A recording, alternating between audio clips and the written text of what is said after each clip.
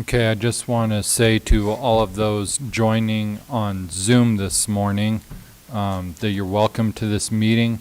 We are going to ask that unless it is your turn to speak, that you keep yourself muted at all times. Also, when it is your turn to speak, we're going to ask if you're listening on multiple devices, for example, you have YouTube going and Zoom, or you're on your phone and your computer, you need to have at least one of those devices turned to mute so that we don't get reverb in this room. And then when it comes to the public comment period that you are here for, please click your raise hand icon. The commissioners will call on you when it's your turn. Okay. Well, good morning, everybody, and welcome to the Board of County Commissioners meetings. If we would all please rise for the Pledge of Allegiance.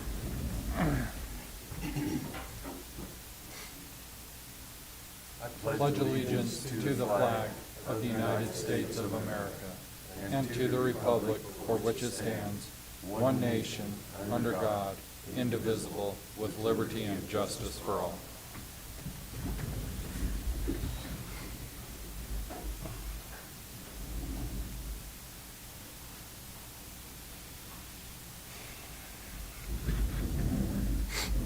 Okay, first thing we have on our agenda are our minutes. Gentlemen, do you have any additions, corrections, or comments? I do not. No, we look good. Move we approve the proceedings Board of County Commissioners, Montezuma County, November 9th, 2021. I'll second it. Okay, it's been moved and seconded to accept the proceedings of the Board of Commissioners, Montezuma County, November 9th, 2021. All those in favor? Aye. Aye.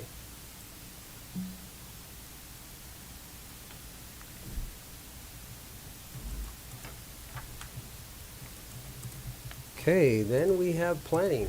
Sherry Jane, come on up. Don? Don, I see on Zoom. Uh-oh. Uh-huh. That's not working. Well, it's working.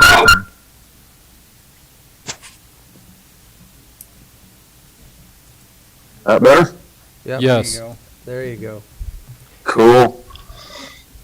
So, do you want to do this, or do you want Sherry Jane to take care of it, Don? No, I can introduce our first presenter is Dave Kimmet from a company out of Boulder called UV. He would like to present a proposed solar farm that is out at Goodman Point. Okay. All right. Thank you. Welcome. Hi, thank you, Commissioners. Appreciate the opportunity to be here today. My name is David Kimmet of Longmont, Colorado. Our company, UV Inc., is a nationwide utility-scale solar energy facility developer based in Boulder. We've been building projects across America for the past 14 years, including focusing specifically on our home state of Colorado.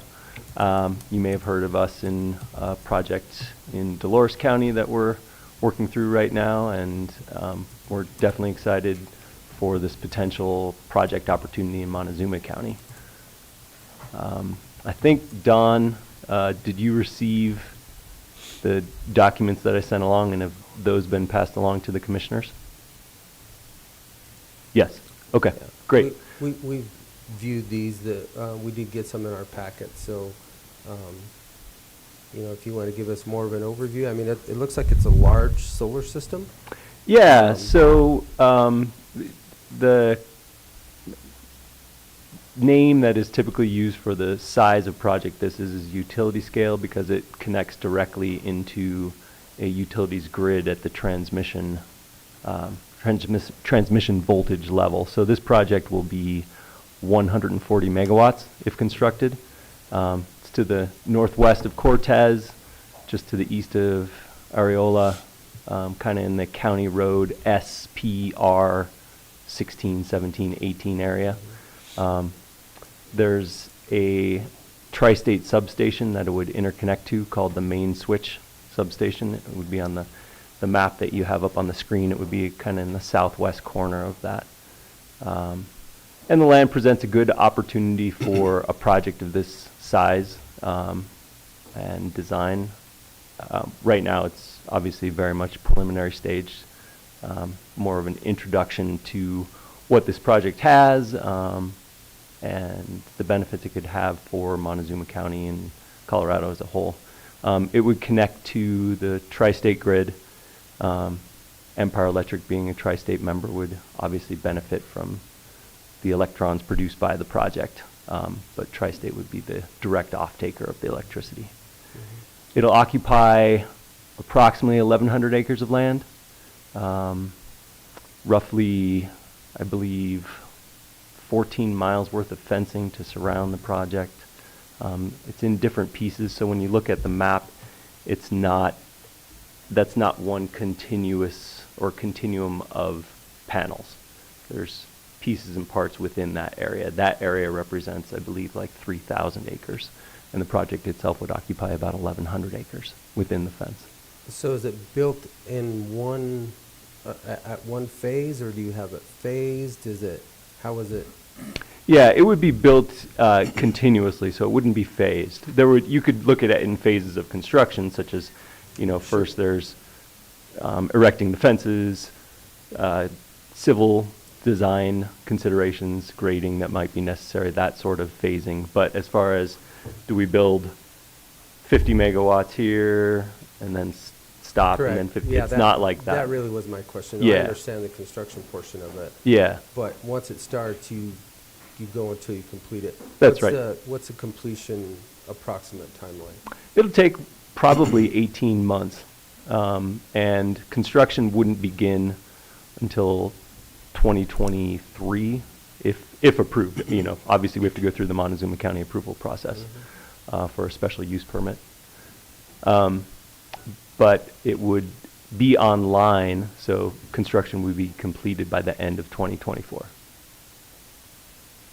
Gotcha. And what kind of jobs does that create locally? Yeah, great question. It would create, at the peak of construction, roughly 300 plus jobs would be on site at one time. That's at the peak, so over the course of the project's 18 months, it's definitely much more than 300 jobs. So there'll be several hundred potential positions, ranging from general labor to special electrical trades and civil construction, hauling, all sorts of different opportunities for Cortez and Montezuma County and the surrounding region. Is it going to be built at the same time as Dolores County? This would be earlier. Dolores County's time? potential project would be earlier. This would Okay. begin construction later. Yeah, by about a year or so. What's the Yeah. size of the one, that's 120 megawatts? Is that 110. 110. Yeah. So this one is slightly larger.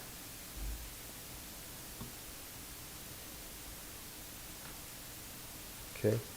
And I think, just for the people out there that are listening, I think, what's the typical lifespan? 25 to 30 years? Is that still Mhm. the case, or? Yeah, we estimate 35 years. Good. Yeah.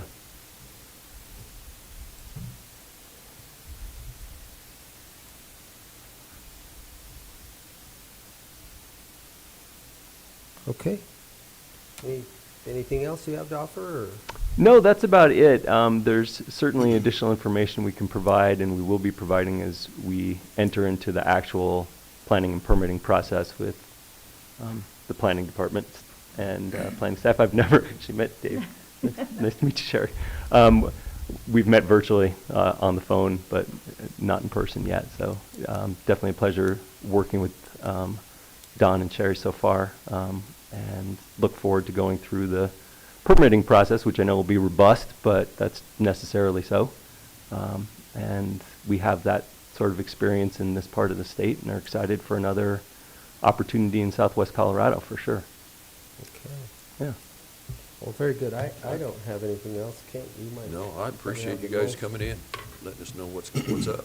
Yeah, great. I mean, that's it's definitely what this was about, was just to say howdy and make you aware of what will be coming down the pike. look forward to it. All right, Looks like great. There's probably 10 landowners involved in this deal, probably? or- That's about right. Yeah. Yeah. Okay. All right. And I have some cards I can just hand before Sure. we take off. Yeah. If you want to have one for Don, too. Also here with me today, I've failed to introduce my colleagues. So there's Mark Marion, Senior Vice President, Morning. and Good morning. Brian Lohoff, Manager of Project Development. You guys have anything else that you would like to add or Ask. ask or? Probably not a whole but to add. I mean, we're here to, usually the pre-application, we're hearing a lot about the concerns and areas that the county would like us to focus on, knowing that we've got 2 years, before, well, a year and a half before we want to start construction.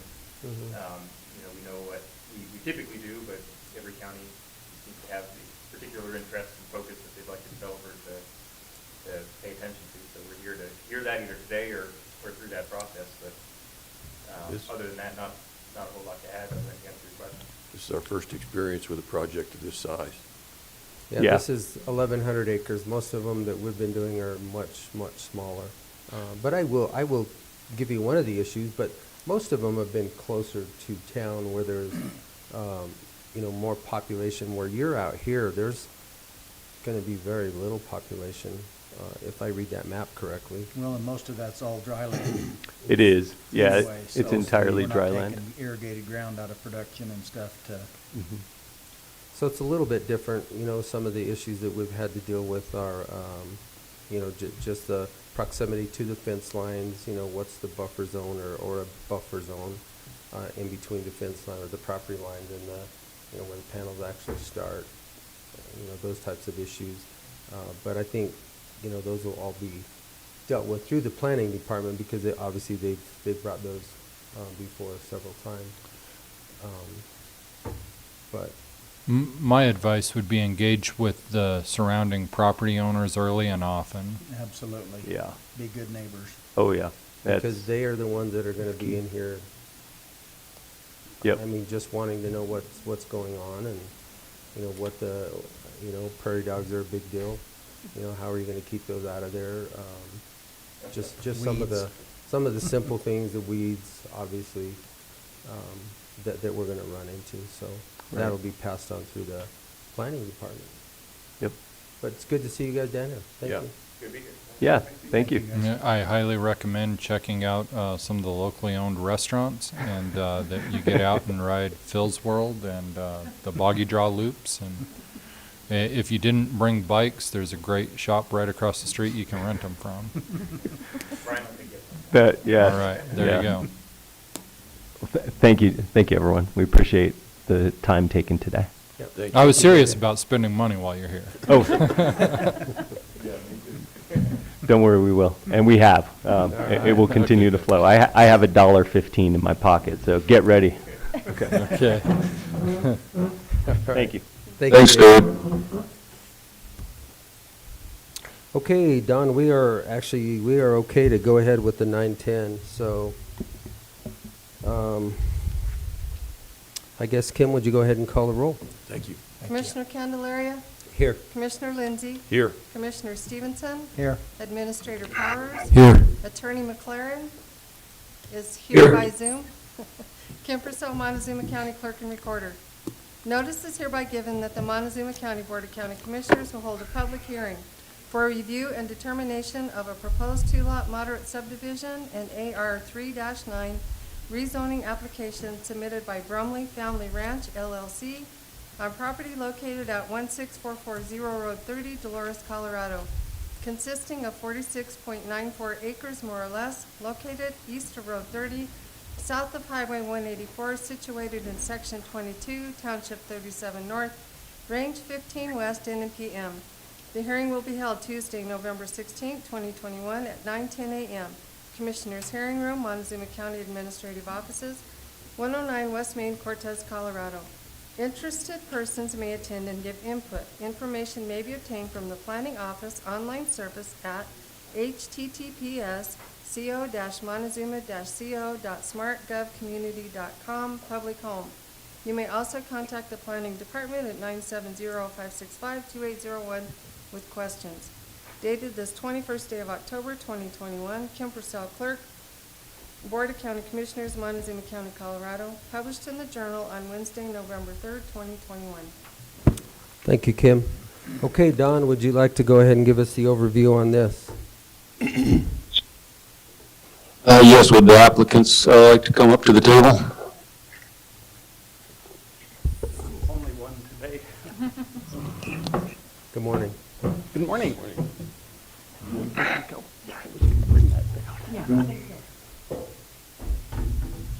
So the Brumleys, on their family ranch off of Road 30, they would like to split off two parcels, both of them approximately 4.5 acres each.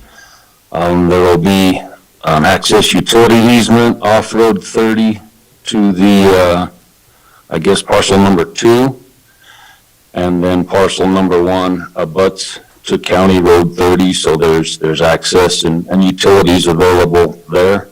The remainder of the property will be over 35 acres. Depending on the final survey, the parcels may vary a little bit in size to keep the remaining property 35 plus. But it's they're just splitting off two parcels for family for a 2-lot moderate. Balance will be 35 plus acres. Okay, would you like to add anything? That sums it up pretty well there. We're looking at, if you notice, it's sort of an odd shape for the 35 remaining acres. It has a little corridor that goes down to, what's going to be 3 or 4 acres down there, including that southernmost pond, that blue area there, which will remain with the BrumleyFamily Ranch also. And the Huddlestons, Rita, contacted us recently with a perimeter survey around the property. It looks like the most we could go up to would be, I think it was 4.8 acres to remain with 35. Likely we'll just keep it at 4.5 acres. Makes the numbers seem better at any rate. So that's kind of where we stand now. We have to get the final survey finished up to get the boundaries defined and the survey finished up there. And I think that's, Jerry and Rita, we're going to do that after this meeting at some point, hopefully soon. Okay.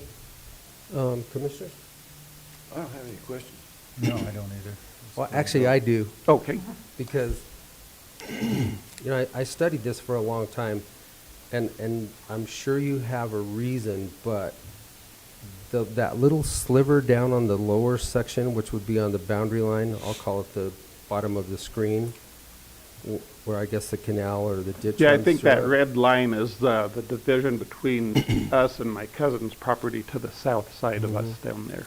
So I'm sure you have a reason why you separated these this way, but I mean, in reality, it looks like we're going to end up with two small or potentially small little slivers. Obviously, one with a little pond on it, and then a sliver down below. I guess my question is, what? And I'm sure you have a reason for it, and that's why I'm asking. Yeah, my sister and brother-in-law are interested in the parcel that you're referring to in that easement, that it'd be where the road would go over to their property from County Road 30. And for utilities, when they have no plans on developing that at any particular time soon. However, the parcel 1 we're planning on doing within the next several years probably. That easement, just, they needed a place to get into their property, and we looked at the lay of the land, and that seemed to be the easiest way to put a road over there. And they are willing to move that if we need to, but I see what you're saying. There's a little bit of a sliver down south of it there between the red property line and the actual easement there, and I don't know how many acres that would be. And that was going to be my next question, is what is the acreage down below? Because from what we see, these come back into us, and those are the kinds of things that we see as potential problems down the road. I see that as a potential problem. If it's going to be a boundary line adjustment eventually with your sister on the 35 acres below? I'm just asking, because it concerns me, because it looks like if that's a 4-acre parcel, then we have probably a half to a 1-acre parcel. Guessing? I'm guessing you're pretty close, yeah. And then the acreage with the pond, I mean, what, The northern part, yeah, the northern part? There are 2 ponds. One right, is the small one obviously- down below, and But and the that- ponds are staying that- with both the- of those will stay with the BrumleyFamily Ranch. It just seemed very odd. Yes, the shape is kind of odd there. The use of the property in that area, it still has kind of the native trees, pinyon and juniper basically is what you're seeing there. And although cows and everything do graze down there, it's not too often that the main pasture you can see is up to the north and on the east side of the property there. That particular part could be developed in the future, I suppose. There's no plans for that.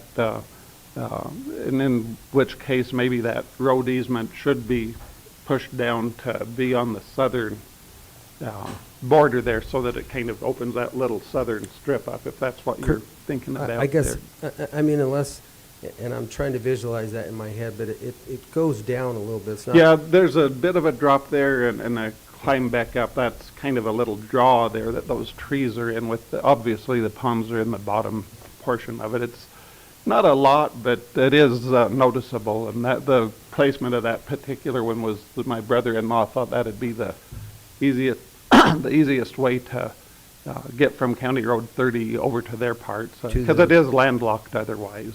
Correct. And so they do need access to it. And the other option could be to go on up north, but that would require going to, 186 or the main highway up there, which is a lot harder to. 184, yeah. No, that. Yeah, I was- County Road 30 would be much easier to come off of. So it was more, the determination was more or less made because of the access onto 30 Road? Yes, As yeah, far yeah, as- they want to be able to go over to County Road 30 there to get to their property there. And that would be a shorter and more direct route right in that area. Right. And I don't know that they're thinking of putting fences on either side of that, just so that it can still remain all open access for the BrumleyFamily Ranch from that lower pond all the way clear to the south end of the property.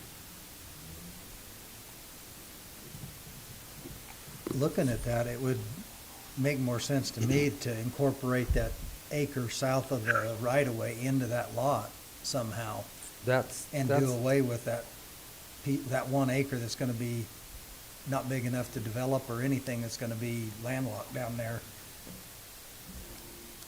Would that be doable? I mean, I understand Yeah, if you can't move the 60-foot easement to the south because of the, if that becomes steep coming up to 30 Road, Yeah, that access. it might be doable, but require some Correct, backfill and and everything. I understand that, but I kind of agree with Commissioner Stevenson. It seems that I would like to eliminate that little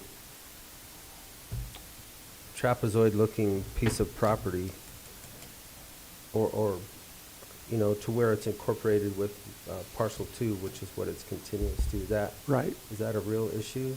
It might possibly be only because we were trying to keep 35 acres remaining, and their property that they want to eventually have a place to move to with a good view is that area right there that they've picked out. I wish my brother-in-law was here, but he's flexible as far as I know, and I haven't looked at it, but it could possibly be relocated on the north part and come into the center of parcel 2 just north of that pond through the timber area right there, straight in from County Road 30 along our border there of our property that we're dividing on parcel 1. Correct. And If that you could see what be I'm saying there. It could be a joint Yeah, so that it 60-foot easement where you get across, so you're only crossing the where the little star is at.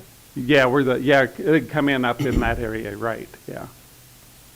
In that And we case- only have one access at that point in time too. Not that that's a great big deal, but, you know, it does help. So, if you're okay with making some modifications, I think it makes. Let me talk makes to my better brother-in-law and sense. see what he and my sister would like to do as far as that, and try to eliminate that little narrow part there.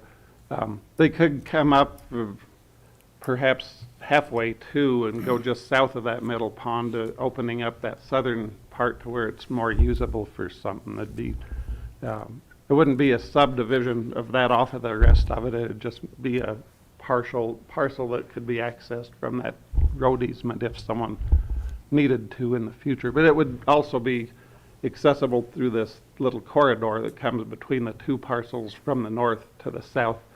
That's what they allowed that for access also from the northern part to the southern I part. mean, we definitely like to have access to both parcels Right. separately, because eventually, and everybody says You that might it's have not two gonna sell, but neighbors. eventually, trust me, we deal with it But all the time. The It's sold, generation or two down the Two line. neighbors don't get two along. generations, Yeah. two neighbors don't get along, and then we're in here separating, fighting. Yeah, I feud. understand So, that. You Yeah, know, we the- definitely want access to both parcels individualized, but leaving that little sliver down there is gonna be a problem down the road, I can almost assure it. I can talk to them and see what they think about that issue there then, so and we can get the Huddlestons to agree once it's done where that'll be going Sure. then. So I guess I'm gonna ask the attorney a question. Do we need to continue this, Ian, or allow him the time to get with his brother-in-law? Yeah, that's what I would recommend. I would recommend continuing it and just setting another date, just so we have some finality and we understand exactly what it is that's been agreed to and what we're doing. Okay. I guess, Sherry Jane, what works for you and what works for you to be able to get with your brother-in-law? He's in Nevada. I can get a hold of him via email, phone, and whatnot, so it's pretty easy to communicate with So does a him. week? And 2 him and weeks, Jane what? have been together quite a bit on the phone. In 2 weeks, we'll be at CCI. Okay, so, I mean, I'm okay with next week if it gives you enough time, if Yeah, not 3 weeks. I've got to come down from Albuquerque and I fly freight and it's getting busy for Christmas. I will have to be sure I'm You know, free. you could Zoom this. We've Oh, it can already- be done we've on already Zoom. I've never seen you done now. Zoom before, We but, kind of understand what's going on. and my brother-in-law could too. In You fact, could he also could be the Zoom. one that came. Only one person need to be available, don't they, to Sure. represent everyone? So we obviously, you can see our screen today has multiple people on it with Yes. people in the audience. So Yeah, that might I want to make give you it, enough time, but I also want to help you get the process. Yes, I moving. understand, We just yes. have concerns of this sliver. I think it could be cleaned up and made a lot. yeah, I Leader. agree with you there. Let me talk to him and we can tentatively We can do it set, next week if we- I think Okay. Tuesday would Just- work next week. Just schedule it with the planning department, and then we'll just continue this. Okay, very good. Yeah. Move we continue this public hearing for the BrumleyFamily Ranch LLC on property at 16440 Road 30, Dolores. I'll second it. So it's been moved and seconded to continue the proposed moderate subdivision AR 3 through 9 rezoning application submitted by the BrumleyFamily Ranch LLC on property located at 16440 Road 30, Dolores, Colorado, and the time to be determined. Okay. That'll work. As far as the rest of it's concerned, there's no problems with the actual locations of the shapes or anything like that, as far as everyone's concerned.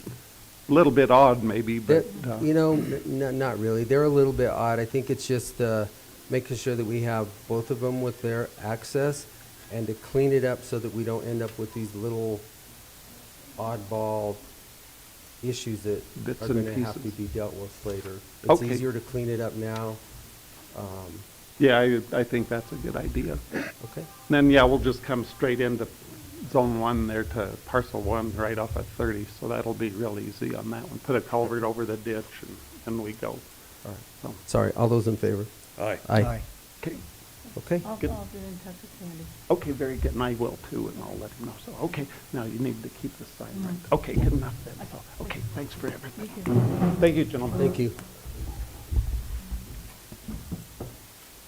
Okay, Kim, we are past 9:20, so we'll go ahead and call the roll for the next public hearing. Commissioner Candelaria. Here. Commissioner Lindsay. Here.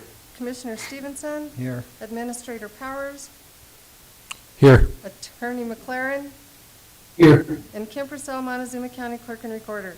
Notice is hereby given that the Montezuma County Board of County Commissioners will hold a public hearing for review and determination of a proposed general plan unit development and rezoning application submitted by Ironwood Group LLC on property located at 27736 Road T, Dolores, Colorado, consisting of 45.48 acres, more or less, located south of Road T, west of Highway 145, situated in Section 19, Township 37 North, Range 15 West, N.M.P.M. The hearing will be held Tuesday, November 16, 2021, at 9:20 a.m., Commissioners' Hearing Room, Montezuma County Administrative Offices, 109 West Main, Cortez, Colorado. Interested persons may attend and give input. Information may be obtained from the Planning Office online services at https://co.montezuma.co, smartgovcommunity.com, public home. You may also contact the Planning Department at 970-565-2801 with questions. Dated this 21st day of October 2021, Kim Purcell, Clerk, Board of County Commissioners, Montezuma County, Colorado. Published in the Journal on Wednesday, October 27th, 2021. Okay, thank you, Kim. All right, Don, here we go. Give us this overview on this one. Would the applicants come up, please? Or the representatives for Ironwood that are there today? Yes, they're coming forward. I will let them introduce themselves. I'm Mark Hartman. I'm the CFO of Ironwood Group. Wade Bentley, Plant Manager, yourself. So the application being reviewed today is for planned unit development on the west side of Ironwood's property. Excuse me. They're looking to install workforce housing. Go ahead and scroll, Shaq. There you go. Putting in a horseshoe of units that is consists of some are 5 bedrooms, some are 2 bedroom, one 7 bedroom, so that they can house their employees there for their operation. The application today doesn't have anything to do with Ironwood's operation.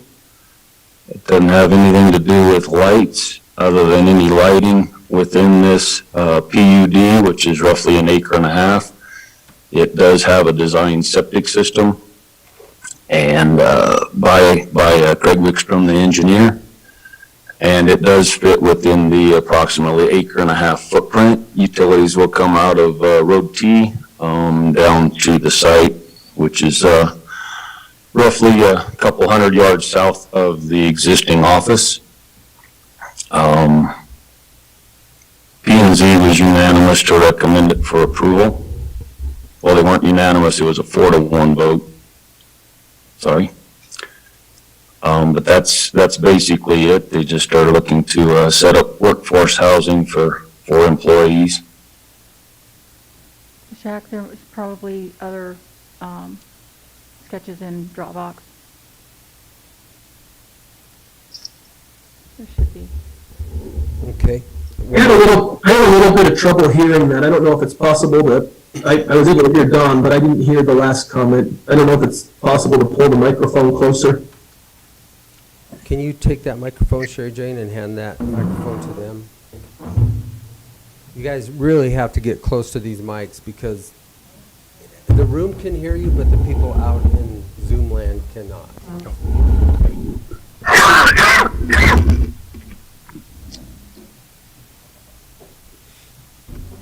So, would either one of you, Mark or Wade, like to add anything? Sure, this is Mark Hartman again.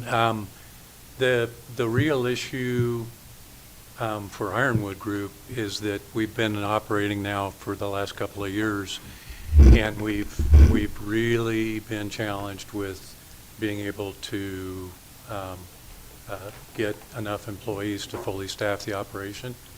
And a big part of that challenge is the lack of affordable housing that's available anywhere in the county. I mean, you almost can't find a place to live. And so we basically took upon ourselves, I took it upon myself to go ahead and buy the housing units, which are sitting on site right now, and felt that if we can just have a place to have people be able to safely and economically put their head on a pillow at night, that we'd have a lot better opportunity to fully staff the operation and operate at a profit.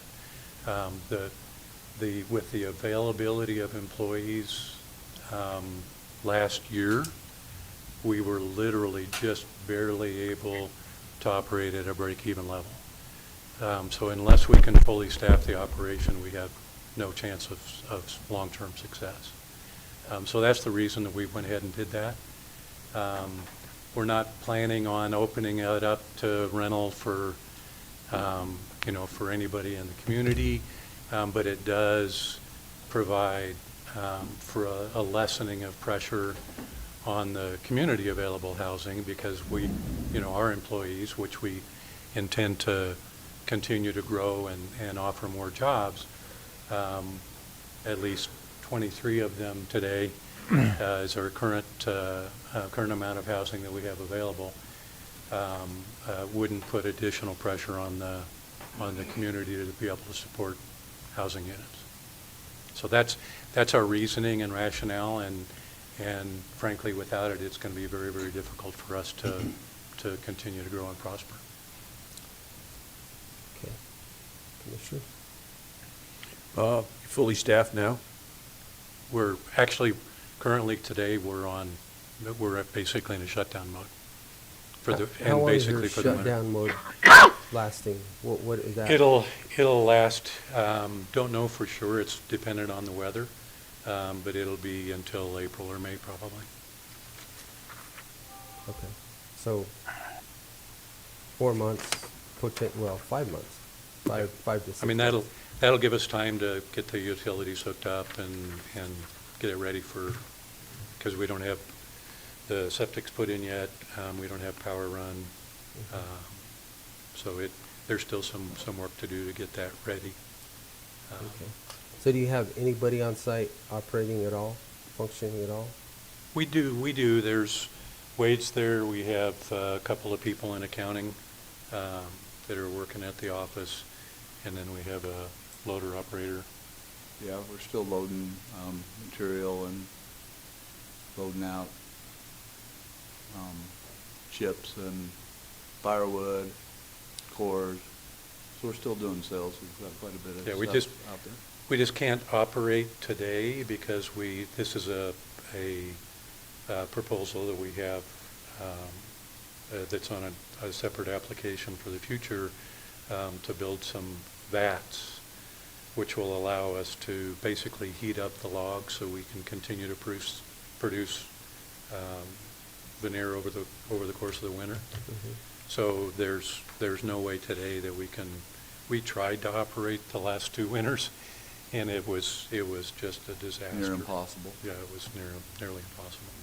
So then your operation, if the vats are successful, you can operate 12 months out of the year. Yes. If they're not, you're operating 6 months out of the year? 8 probably, 9. 8? Probably Yeah. 9 months. Okay. One thing that we're taking advantage of is we do have another piece of equipment that separates and I don't know, this is one of the big things that the people are concerned about, is the chip pile. We bought another piece of equipment that we're going to install that separates the chips and bark, and we have several companies that will take the product if they're separated, so we won't be adding to that pile. We're actually in the process of trying to dissolve the chips that we have and the firewood and all the dry logs and timber around there during these months that we're down.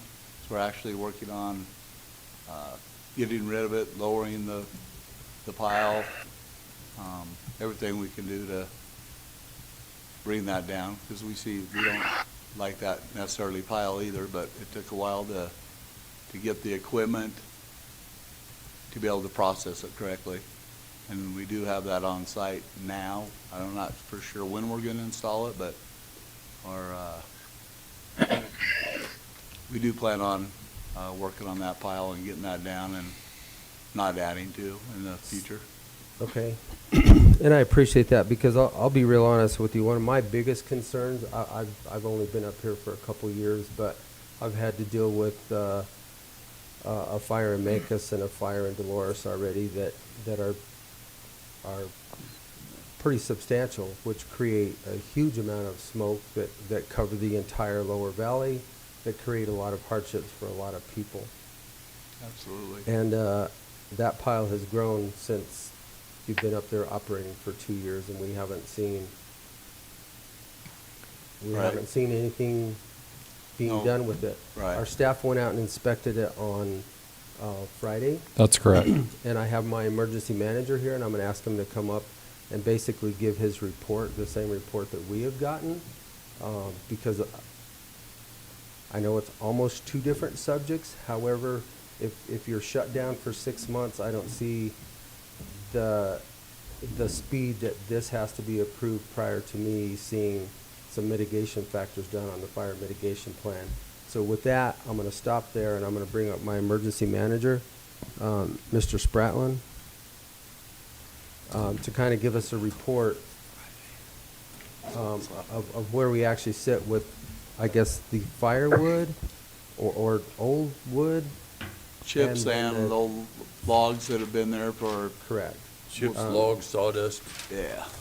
Which is part of the fire mitigation plan that we haven't seen anything being, or I should say I have not, I'm not speaking for anybody else, seen being taken care of a process. So with that, Jim, I'm going to turn it over to you. Okay. This working? Good morning, commissioners. Good morning. Morning, Kim. Morning, Shaq and everybody else. Good morning. So yeah, on Friday we went out, the fire chief out of Dolores, myself, Shaq, and our PIO went out Friday, I think it was, yeah. And we kind of walked around, met with Wade, walked around and kind of got a lot of information. It's a horseshoe of biomass, and then there's a pile down the middle. And that middle one is slowly getting some of it topped out. It's leaving, but the elevation of that road going up there goes almost straight up to the top of that pile at the far south end. So I saw a little bit of work being done there, talking to Wade. Currently, the wood that's stacked just below that horseshoe, down at the bottom, and all to the, I guess we're going to call it the south and the southeast there, or southwest. Those piles are slowly being moved out. 4 to 5 truckloads a day is what we talked about. It is free wood. We're trying to get that completely mitigated. And then, of course, the piles to the east there, some of that's some older piles that have been there a while. I'm going to try to mitigate all that and get it out of there. It looks like we're going to continue trying to get some of the top off. Just not a lot has been really done. 2 weeks from Friday, Wade assured me that we're going to start mitigating. We're going to start working our way 90 foot around the outside of that perimeter and down anywhere along that the biomass, including the piles of wood, so that if we do have a fire, it won't go down into the canyon. So they're going to work on that. Talking about starting up the machine once we hook it up with the barks and chips. So they separate them, and the company out of Albuquerque, I think, or yeah, they're going to take that whole center pile. They're going to start taking that centerpiece there, all of that, 100% of it. and moving that to Albuquerque. And then once they start the chipper bark separator, they're going to have the ability to move any other continuing product. But this product still remains here. And I think our concern, the fire chief and I, and we talked with Wade, was that's pretty tall. We need to get that down to at least a workable area, which biomass best practices is 25 foot high. And it's, I don't know, we all talked about anywhere from 45 foot to 60 foot right now. And that's what they're working on, they said. So they're going to cut that down. So that's what we found out there. I think, Jim, before they take too much off the top, we need to all put 10 or 15 bucks in with our guests and go out with a transit, and we'll see how tall it is, and the winner buys lunch. It's going to throw a string down it and then just measure the string. You know? There's an easier way to do it with a drone. Yeah, we'll find a way. But it is a big pile that needs to be cut down. It's following the horizon, but the terrain drops, as you can see. We have a lot of wood, and I think, the fire chief and I are very concerned that a little bit further south is the fingers of that canyon, and if it gets down into there, we have a fire, it's going to be ugly. So, which is probably, again, I'm going to speak for myself and nobody else. My biggest concern is a fire up there, and what this type of a pile could potentially smolder for. I mean, I don't know until it could be, broken up and. Yeah, and, I mean, and got you down can get in it there. out with just dozing it and keeping it low, but our plan is to just rid of it ourselves. Go in the same direction. The canyon is exactly where we're putting our housing as well, so we don't really want to burn it down as soon as we put it in as well. So we're working hard on ridding the pile. Have you put out to the community that that's free wood and times of operation that people can get up there to get that? I mean. Yes, and we're also working now with the tribes, Navajo and the Utes, on trying to, if we can help them in any way, let them come in and get some wood themselves for the winter months, and so we're reaching out to a lot of people. I would like to see, you've got these contracts for people to be buying out of Albuquerque, and I sent an email connecting you and President Nez and you and Chairman Hart. However, I'd like to see in writing the agreements for it actually being moved. Somebody saying they're going to come get the wood and having a contract, I think, are two different things. And I don't want to sound like I'm questioning or putting doubt on what you're working on. I believe you. However, we had a very similar situation at a place just west of Mancos where they had the same type of thing, and it did catch on fire last year because they weren't doing the things that they said they were doing. And the same thing we were told over and over consistently was, yes, we have contracts, this is being moved, it's being removed, and we sat in the same situation, and then we, Montezuma County, end up dealing with the fire. At another location. So. At another location, correct? Anyway. Like right now, heck, I've got, we make them scale in and scale out as they leave, even if it's small trucks, dump trucks. I've got piles of them showing just the last month and a half how we're working on it. If you take a picture above right at the moment, all that on the left is almost cleared out. It shows where it's kind of scattered there, up on the top. That is almost all cleared out now, and we're working on the bottom end as far as the timber that's laying around on the outside. And then we do have our dozer coming in here this week, and that's when I told them I'd make sure that we'd start doing some fighter litigation on the outside in case it ever did start. At least it wouldn't be able to get out of control there. So Okay, one of the original conversations that I recall, and not necessarily with you gentlemen, but these were supposed to be in, separated piles with 20 feet, 30 feet in between them, so that they were a lot smaller, that in case one caught on fire, we wouldn't potentially have the entire pile on fire.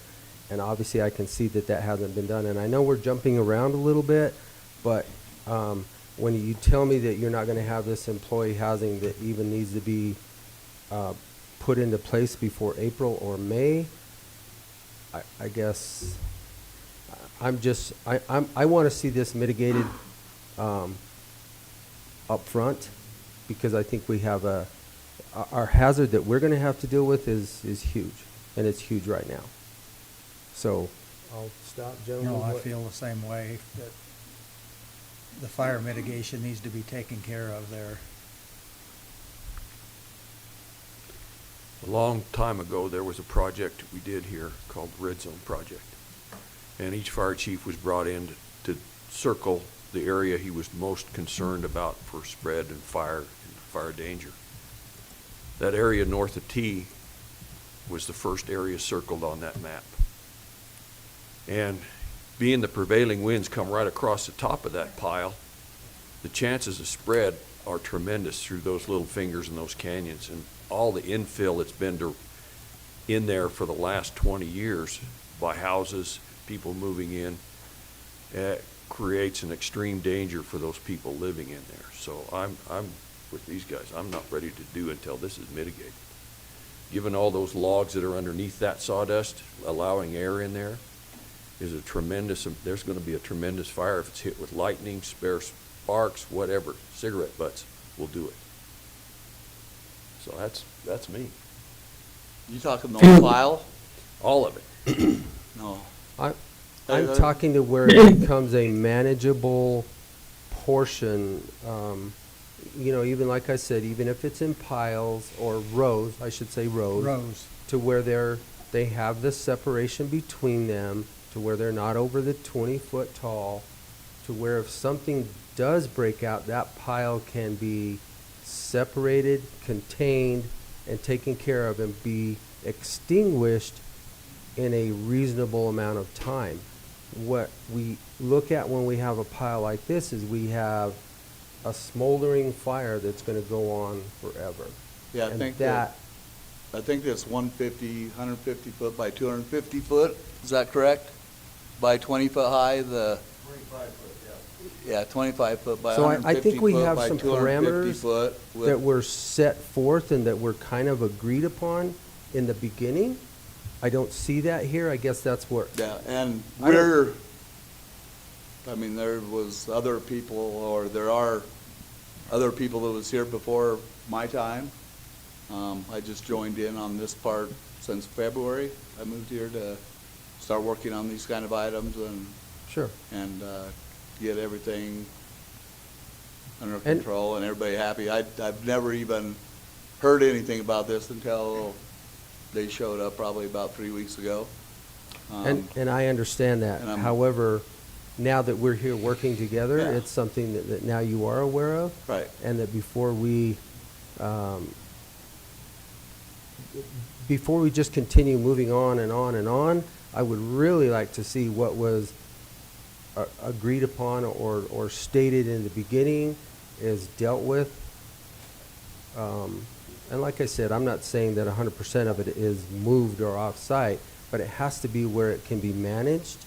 If something does happen, and I think it was laid out by our emergency manager, because I see 2 fire chiefs in the room right now that are going to be working mutual aid with Dolores when this thing catches on fire. And it's just not, to me, it's not worthwhile. It's easy right now to mitigate it up front before we have a situation. And that's kind of where I'm at. So I realize we've kind of jumped all over here, so I'm going to bring this back. And Commissioner, if I could just add one thing. I mean, certainly this application today before the commission is for additional housing very near, or at least in the general vicinity of that wood pile. So, I mean, certainly we're talking about safety for the folks who may be living in that housing too. Is that kind of what I'm understanding you to say? That's kind of where I'm at, because this is on the southern, obviously the west portion of the property. This is on the southern, just before you drop off into to the ravine there. So our prevailing winds are from the southwest, but yes, it could spread and potentially catch fire over there. So since you're talking a 6-month period of time before the housing needs to become Useful? or the dwellings be livable, I think we have enough time. I guess what I'm saying, Attorney McLaren, is that I think a continuation here is probably in order to allow enough time Show that we're. To allow what some we're fire doing. mitigation. to get and the show us mitigation that- done. Yeah. And I think working with the emergency manager, like I said, not that everything has to be removed off-site, but it still has to get back to an agreeable situation that we were led to believe up front that that's what was going to be taken care of. Yeah, I'm okay, So- I understand, I'm okay with that. I thought he was saying that it all needed to be gone. I'm going, No. that could take a while, but Just being manage. litigated I mean, into. If you into could get it all correct- gone, that would be great. Exactly. However- I'm with you, I'm with you. So. Okay, Uh, I understand. And However- here's what the county is willing to do.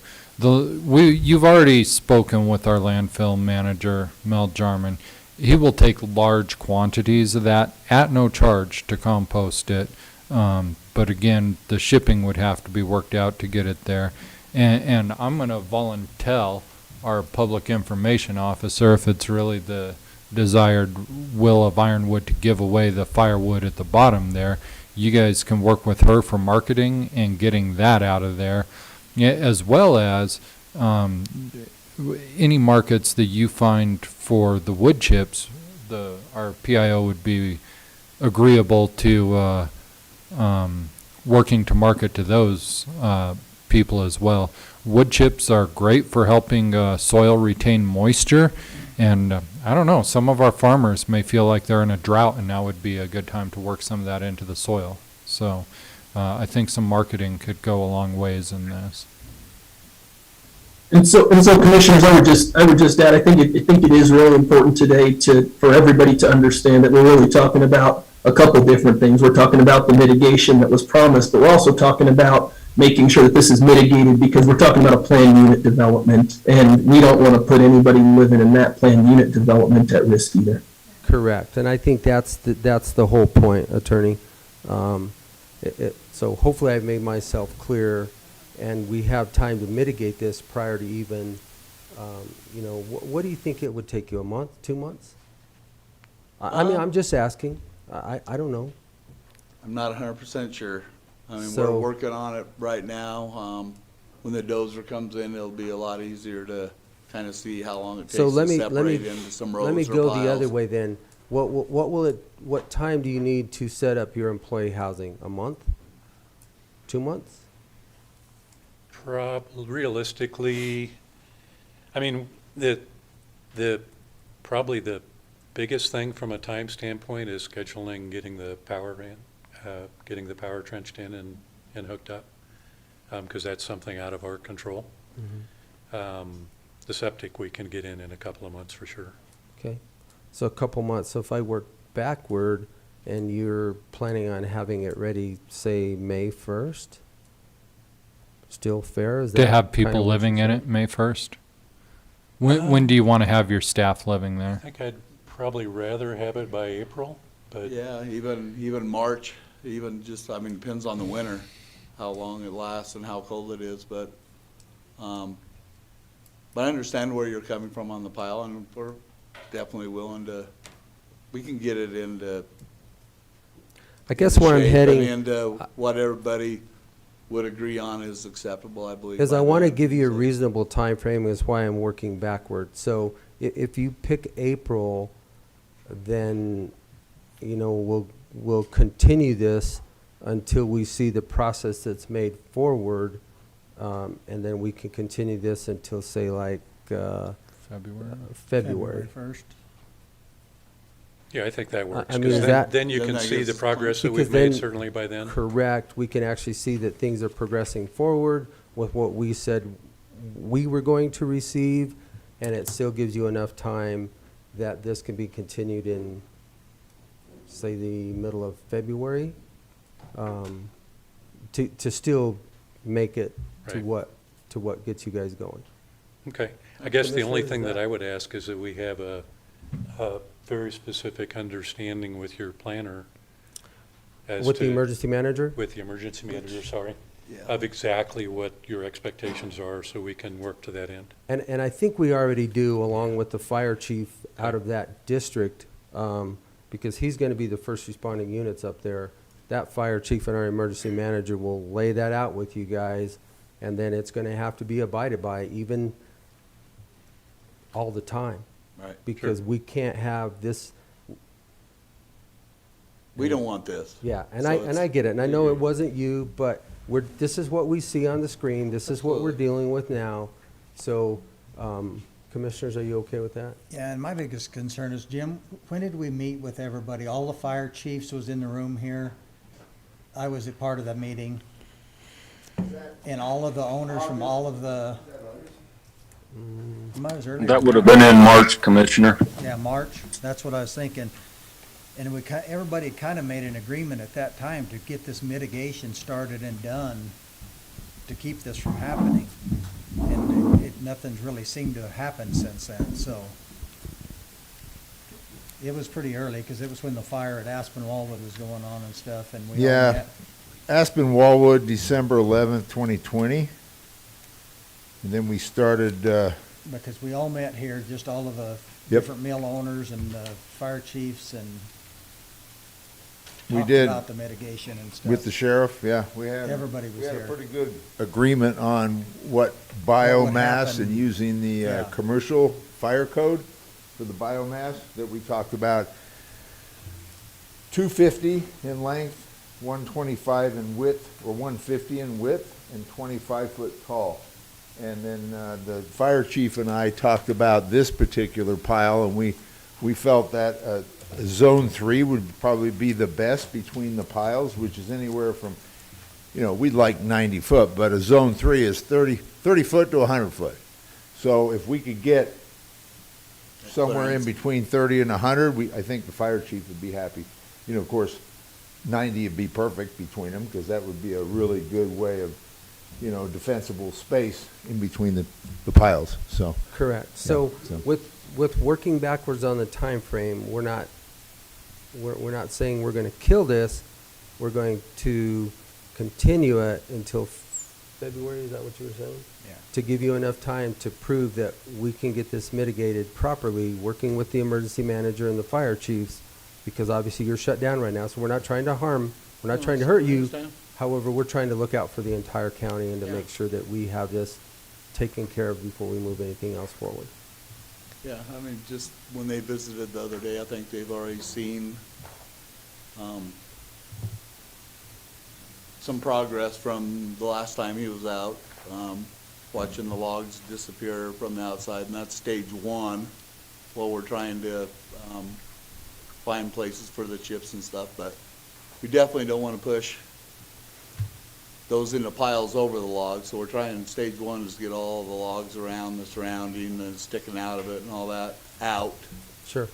And we are making pretty good headways with that every day, so, yeah, I agree. Yep, Commissioner, it was March 12th, we had that meeting, yeah.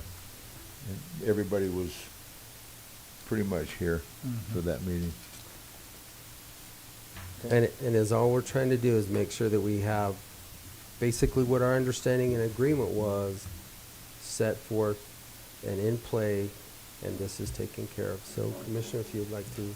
Yeah, I would move that we continue this proposed general plan unit development and rezoning application submitted by Ironwood Group LLC on property located at 27736 Road T, Dolores, Colorado, till February.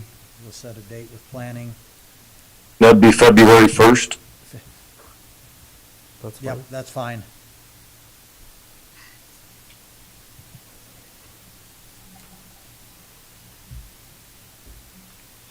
You might as well put that at Okay. 9 o'clock, Jane. Just get it out of the way first.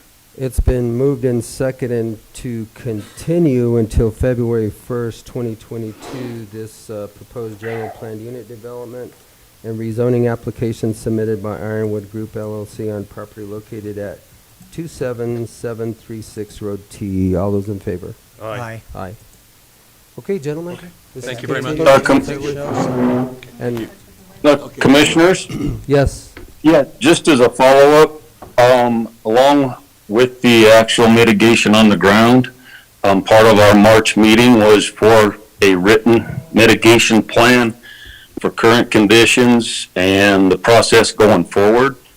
So I think that would need to be submitted, prior to that February 1st meeting as well. okay, that should be But very that would be doable. something through the emergency manager. He may have already received some documentation. I'm not sure.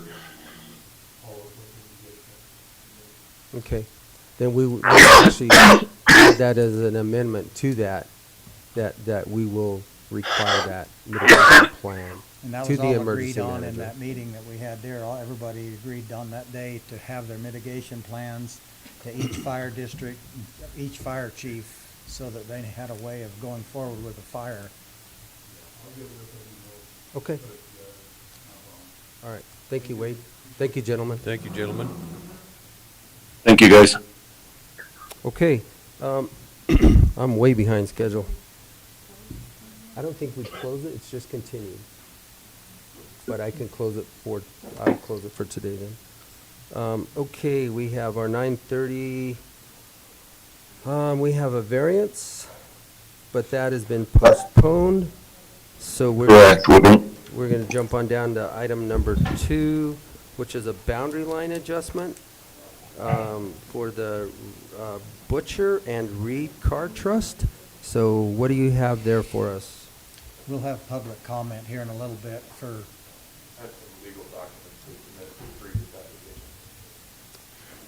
We'll have public comment in a little bit. You can do it then, or you can get with the planning department when they're finished here. Thank you. So go ahead, Don, on item number 2. Right, so Madeline Butcher has an application in for a boundary line adjustment with her neighbor, the Reed Car Trust. The Car Trust property, they installed their propane tank across her property line. And in lieu of moving the propane tank, they would like to do a boundary line adjustment around that propane tank and just to adjust the property boundary line. So from the packet that you sent us, Don, that's a boundary line adjustment all of the way to the north and the south of that piece of property, correct? No, it's just a little like 30 by 30 cutout around the propane tank. I think where this discrepancy is there's a fence line that is not on the property line, and that wasn't established prior to the propane tank installation.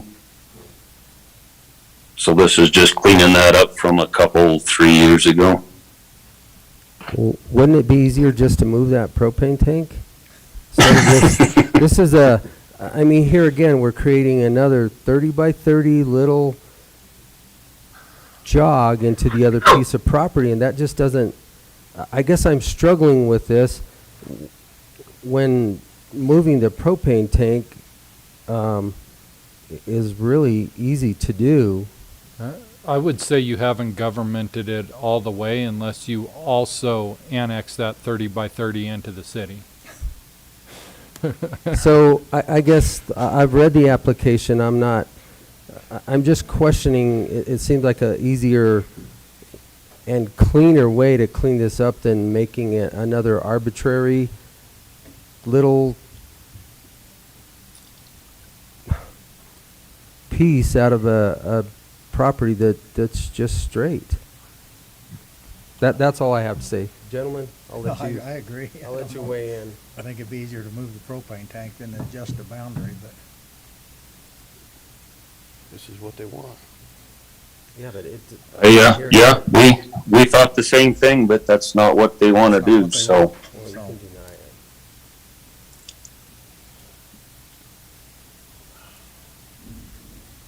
Okay, I don't see, Applicants here or? are the applicants here or on Zoom?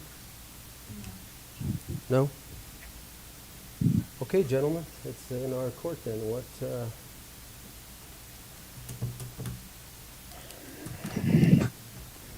I mean, to me, this is as simple as it gets to move a propane tank. If it was a structure, a house, I mean, but at some point in time, we have to clean this stuff up. And it, just to give another variance for a boundary line adjustment for a tank, I'm struggling with that.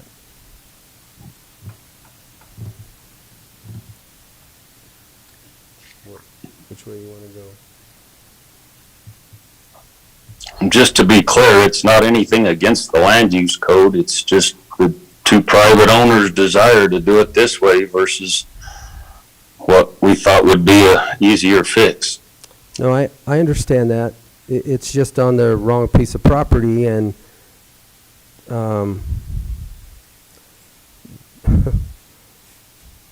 typically you put all of your stuff on your own property. Hopefully. Well, and I think it's still the easiest solution. I don't, we just create a little notch out of this 12-acre piece of parcel. Gentlemen? I'll move it along. I move we approve the variance for the boundary line adjustment for Madeline Butcher on property located at 25289 Road X. I'll second it.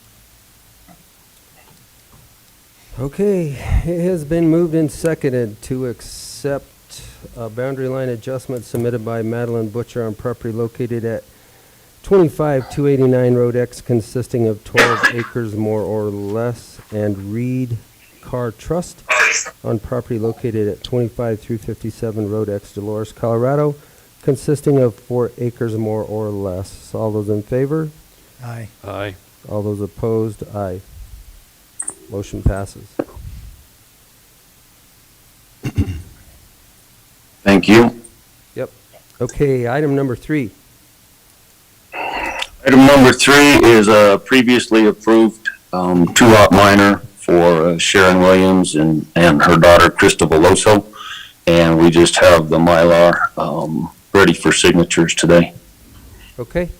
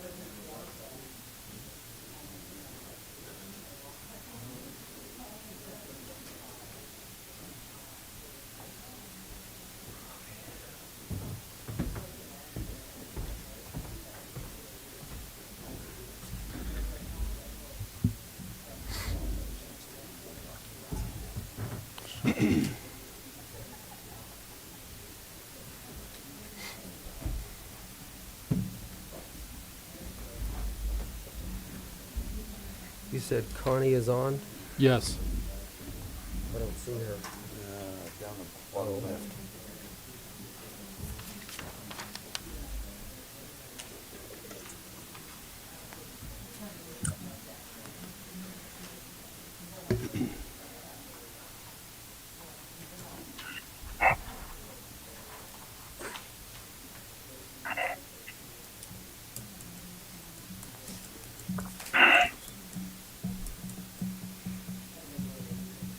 Okay, anything else, Don?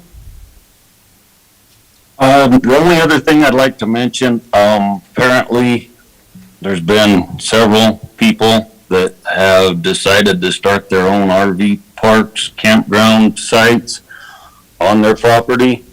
Just so everybody's aware of it, you can't just do that without being permitted for it. So I've come across, several in the county.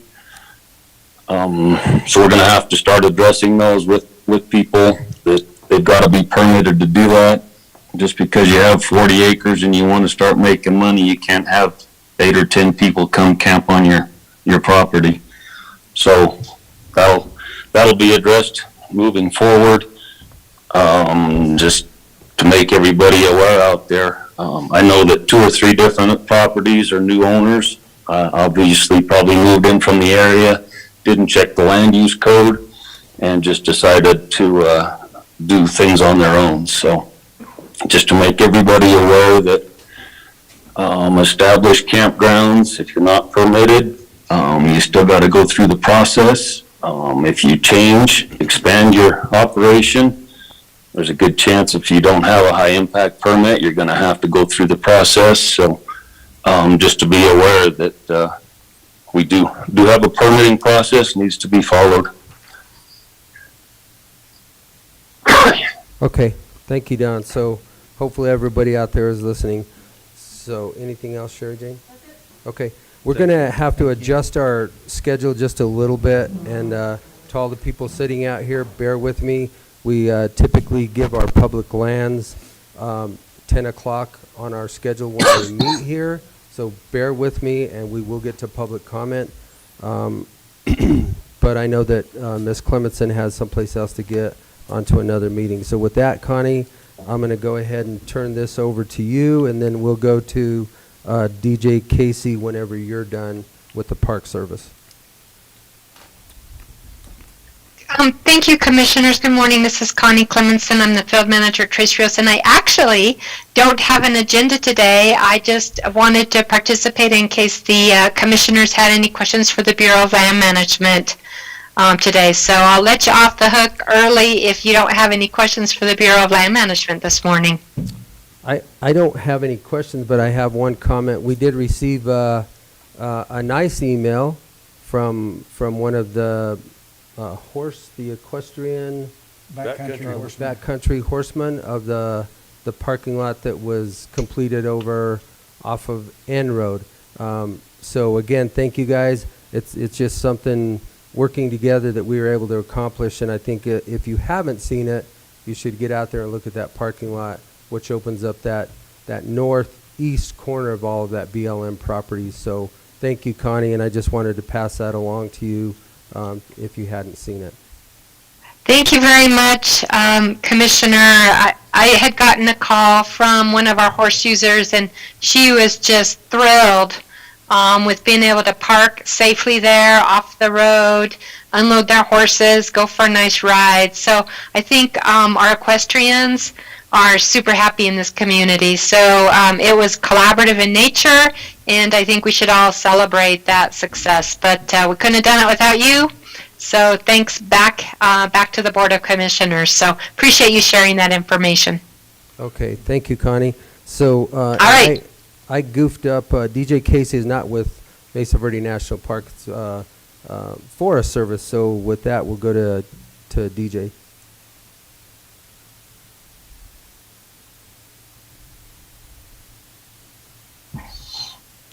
Are you there, DJ? Yeah, you ready for the Forest Service presentation? Yep, we're ready for you. Okay, I have a map to throw up. I sent it over to James. I don't know if you got that or if I can Give me 1 second to look for that. I believe we do.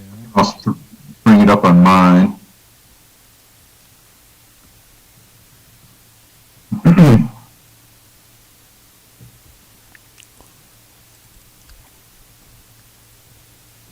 Great. Well, it's kind of hard without a pointer, but I'll go ahead and just kind of walk everybody through. I took time to make a map here to demonstrate the forest management going on across both counties, Montezuma as well as Dolores. I didn't make any distinguishing lines for that, but just kind of walk folks through what we have under contract, what's been completed, and kind of where we're going next. So starting from the west, over in Dolores County, over on the Glade, all the items in with lines over them are contracts that we'll be putting out in the next 2 years. The area over in the west, referred to as the Glade, is majority Ponderosa pine management going on. And so, as you can see, there's a lot of things going on. So the items in black are currently under contract. The items that are grayed out, over in that area, items that are grayed out are complete. Items in kind of light blue, which is kind of hard now to see between the blue, the powder blue, or the light blue and the gray. But anyway, as you can see, there's a lot of things under contracts, a lot of activity going on, a lot of sales coming up. You can see the scattering of small sales as well as big blocks of sales in the 3,000 acre range. We're very fortunate to have the industry that we have going on right now. And so we're making a lot of headway. The Glade is still having a pretty serious outbreak of bark beetles. So 3 bark beetles are attacking our trees out there.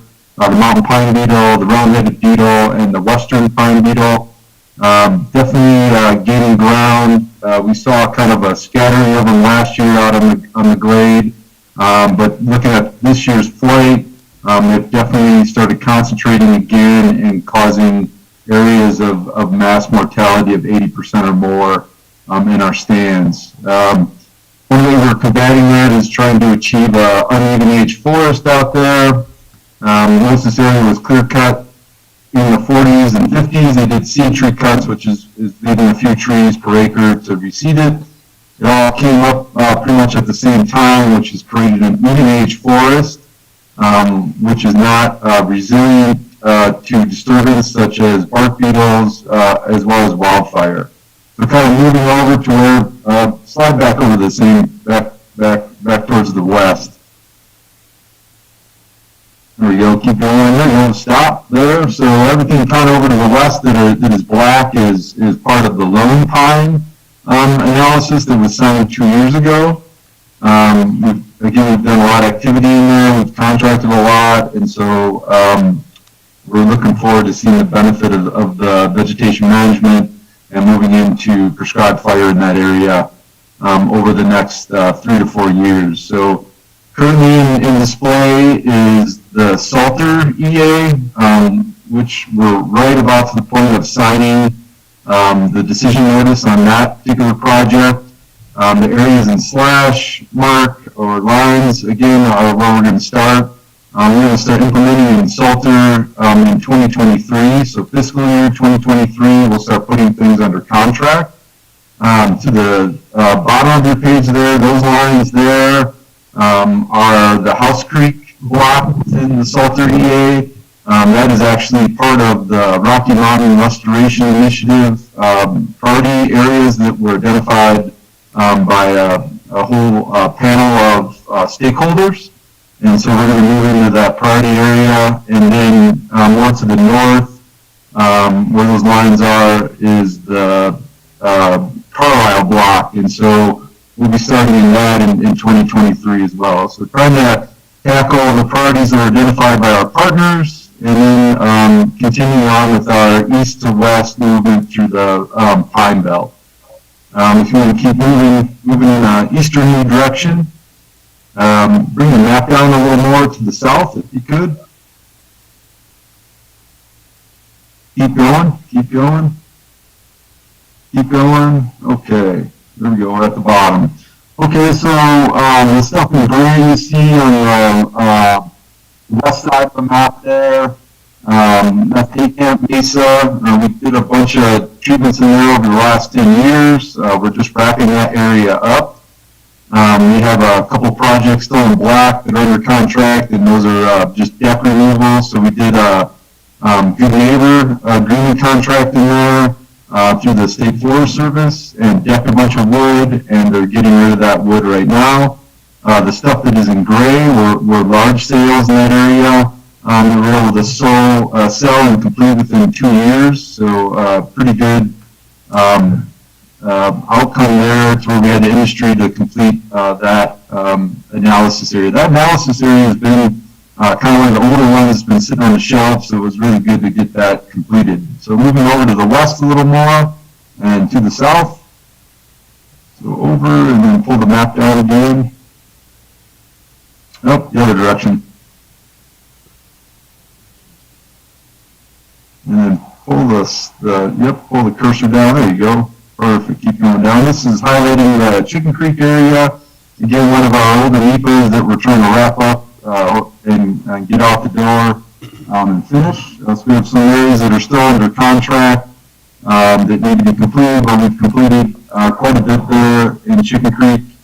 And so we have one large sale still to complete in there, and then just kind of a couple small sales and a couple deck areas that we're doing some firewood removal in there. So moving over to the right more, to the east, and then pull the map's already down enough. That's the Echo Basin area. We're wrapping up some aspen sales in there, and we'll be out of there within the next year. That one's been kind of ongoing as well for the last 10 years. So we're getting a lot completed and off the shelf here. That again is an aspen area. So if you want to scroll up to the north, we'll go up into the high country. Keep going, keep going. All right, stop right there. So the area with the lines and the black area to the east on the map, that is called was the rock block. It's part of the Aspen landscape, or Dolores landscape Aspen area that was signed about 2 years ago. That area we've already sold one sale, and we're about to put another sale out here this fiscal year. So that area is heavily impacted by the western spruce budworm. It's a defoliating insect. It moves into spruce and fir and actually defoliates the trees, so it's kind of a slow little kiss of death, not to lack of a better term to call it. Trees can survive defoliation, roughly 3, 4, even sometimes 5 years in a row. But when you start getting to that 4 to 5 years, and that defoliation actually even goes down into the advanced regen, is when you really start seeing the forest health being impacted, where you start seeing some mortality out there. And again, once it's down into the advanced regen and causing mortality, those are your new trees to fill in the older trees. And so this area, it's very sick. And so we're looking to convert most of that area into aspen. It's already mixed conifer with aspen. And so the aspen is a non-host for that western spruce budworm. And so any areas that we have that western spruce budworm and it seems to be lingering, the best silviculture treatment is to try to convert it into aspen when you have that component.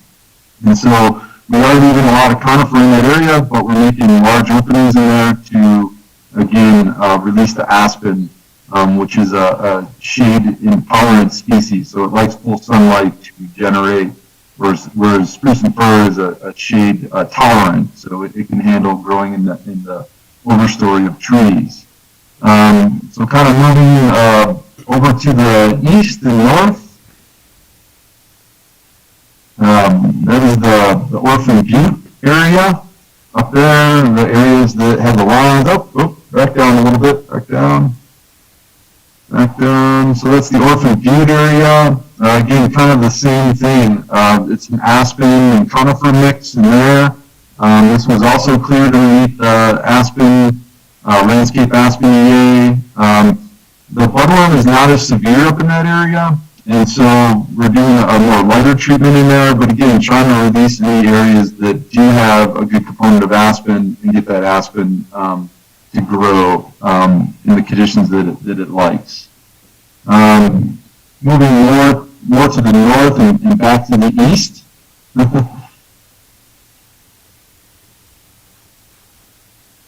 There we go, and back across the 145, up other way.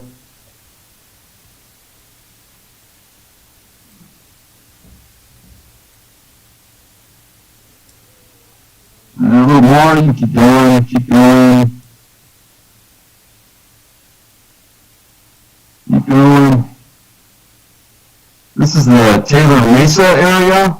This has been, this was an area that was cleared roughly about 3 or 4 years ago under the Taylor, Stoner-Taylor Vegetation Management EA. It was an EA that covered both aspen lands as well as conifer, spruce and fir. And so this area is also being heavily impacted by that western spruce budworm.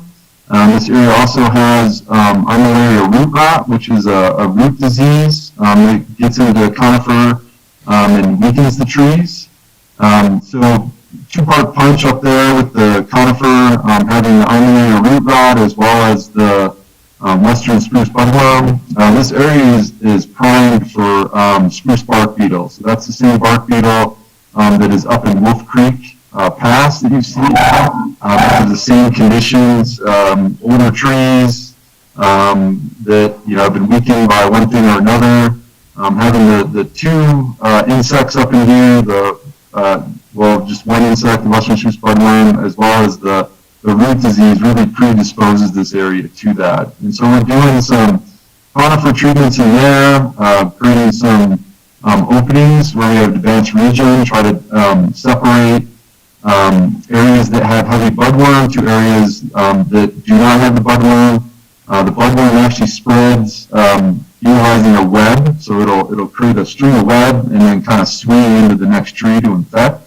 And so areas where we can kind of spread out those canopies a little more can reduce the impacts of that insect. Leaving the aspen up there, just doing some regenerative cuts in the aspen.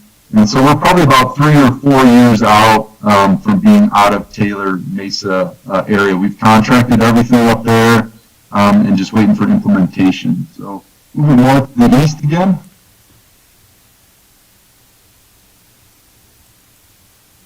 The other direction. Or I said west. I'm sorry, I got my directions messed up there. East is east.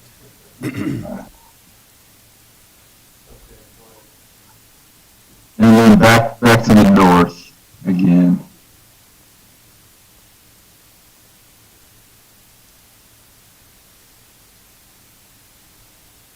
There we go, that's good enough right there. This is another area that was cleared under the Dolores landscape aspen EA, the area with the lines through it. This is the groundhog cutoff area. This particular project is adjacent to state land trust lands, and so we're working with Colorado State Forest Service again under the Good Neighbor Agreement. And so we're utilizing the services of State Forest Service to implement our sale, and then they're actually taking advantage of the opportunity to do some cutting on the state lands that are adjacent. And so they needed access through Forest Service to implement the project on their side of the fence. And so it's kind of a good thing that we already had clearance on the Forest Service side, and there was a desire out of the state to do some regenerative cuts on their side. So we're teaming up on that one and utilizing each other's resources. The profits that come out of the sale of this actually goes into the state, and so it's an opportunity to sell some timber and actually fund some positions for the state to increase the program out of Durango. that's kind of that's it in a nutshell. And so as you can see, we have a lot of forest health issues going on, and so we're trying to balance addressing the forest health issues and ensuring that there's an adequate supply to our local industry here. Industry is a key part. The implementing the projects that we're doing out here. One of the areas that we're looking to increase industry in is utilization of what we call POL, so product other than log. And so that would be material that is less than 9 inches diameter. And that material has a hard time finding a home, a profitable home, to get it actually out of the woods and make a product out of it that's profitable. One of our reasons for running a POL market is we're utilizing a lot of sanitation, particularly within the bark beetle areas of the pine. And so if we can get pine out while the bugs are still in it, we can actually reduce the populations of the bugs. And we're seeing that that's a really big benefit in areas out on the glade. So in areas where we're able to get in a timely manner and do sanitation in there, once the bugs have kind of subsided, we actually end up with more green trees out there versus an area that we kind of let go for lack of industry or lack of time to get that material out. So, yeah, that's kind of it in a nutshell. I went through that pretty fast. I don't know how much time I actually had. So I'm open to questions or anything like that. Thank you, DJ. I think you did great. Kind of gives us an overview of the whole area. Commissioners, do you have any questions? I don't. No. Comments? So we really don't at this point in time, DJ. So I do appreciate the update, and I guess you and Connie are going to get a free pass today. No problem. Thank you for the opportunity to demonstrate what we have going on the forestry side. You bet. Thank you. Okay, we're going to jump back up into our public comment. The Board of County Commissioners welcomes you to this meeting. Person speaking during public comment will be limited to 3 minutes, or depending on the number of people wishing to speak, it may be reduced to allow all members of the public the opportunity to address the board. When addressing the board, please state your name, your address for the record prior to providing your comments. Comments to individual supervisors or staff are not permitted, and participants may not yield their time. And with that, the public comment session is open.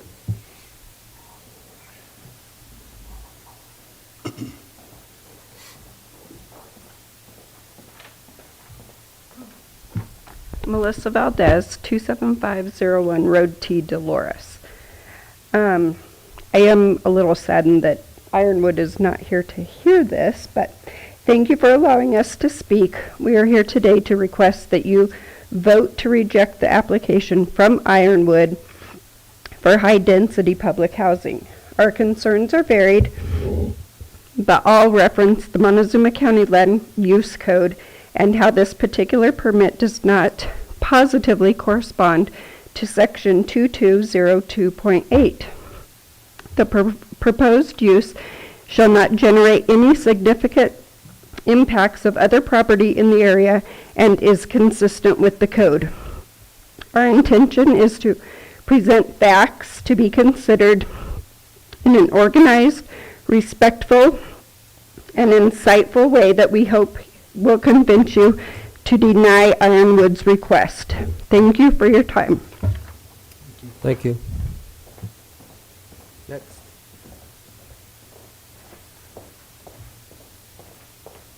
Hello.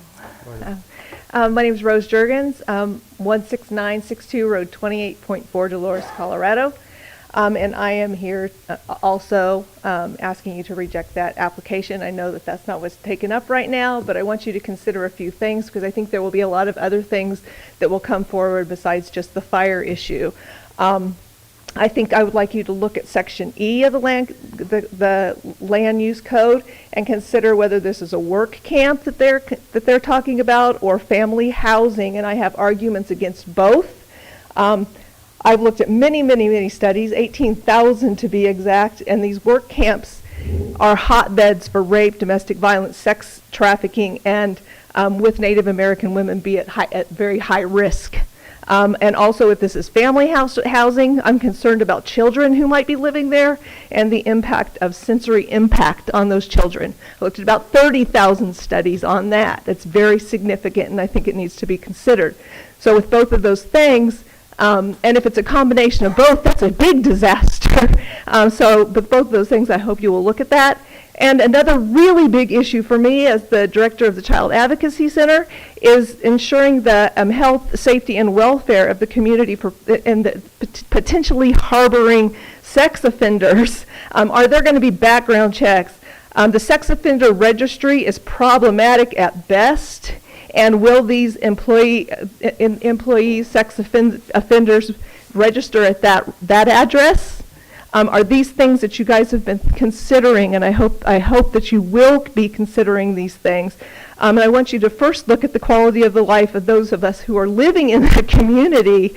And in the words of the commissioner this morning, will you please make sure that they are good neighbors and that you consider being good neighbors to us? Thank you. Thank you. Next.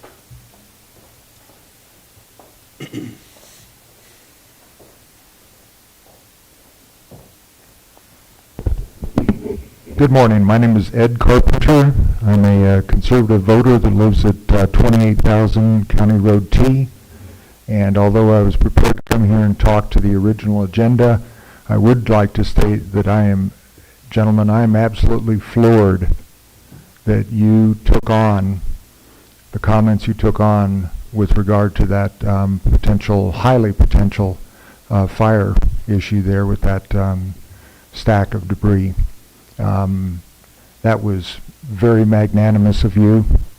I think you recognize the true health and safety issues associated with that. And by doing that, I think you've also mitigated a lot of the angst and the disconsternation on the part of the citizens in that area. And to that point, we need to have things in writing. That was brought up today. There was another comment that was brought up today, which I thought was very, very instrumental in helping us through this period of trouble. That you also need to be looking at time certain, and that was brought up by you folks.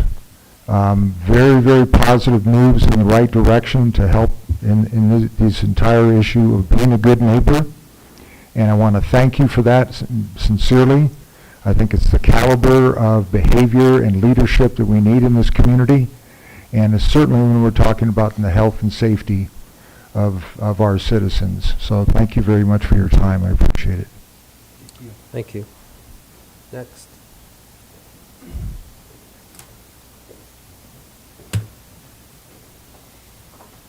Good morning, gentlemen. Trent Bishop, 27522 Road T. Kind of like to follow up with what Ed said. I do appreciate you guys addressing the elephant in the room. That woodpile is scary to look out at from my house and see back there. I know, county has big concerns with that as well, but if that lit, I'd be concerned my family and I could get out safely. We're kind of boxed in by canyons there. I'm going to abbreviate what I had to say previously, but I just kind of wanted to let you know, here we have a position from 97 of our neighbors asking you guys to reject the housing application. We just it doesn't fit in our neighborhood. We're a rural neighborhood. My family lives there. My child lives there. As Rose just addressed, these camps do come with associated crime.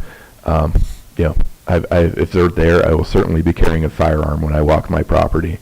That's not negotiable for me. I've already told my wife to expect to do that as well.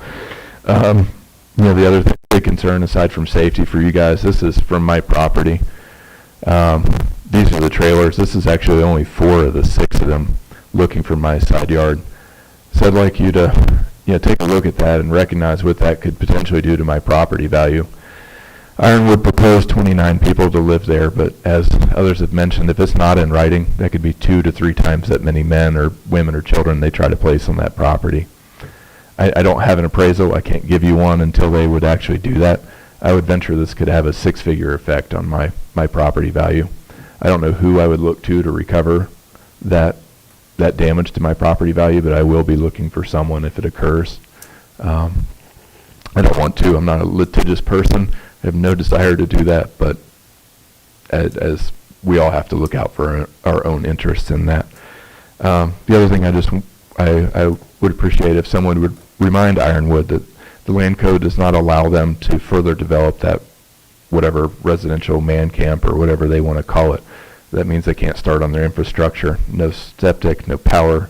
I asked Mr. Haley to call them on even placing these housing units there. I felt that was against the land code. It says that you cannot start developing things until it's approved. Mr. Haley decided that that's just storage of those units at this time. So we're kind of at ends there, but I don't know if an injunction would be necessary if they tried to start developing that property, but certainly something they need to be reminded of. With all of us against it, I would encourage them not to spend any more money there until they have a better plan, and I hope they have no insurances that they'll even be allowed to do this. So I hope you save them some money and time and ask them not to proceed with that. I think that's all I have for now. There's other things, but off the cuff, that's what I got for you. Thank you, gentlemen. Thank you. Next. And just so the people on Zoom realize, once I get through the room, I will go to the people on Zoom. So be patient with me out there.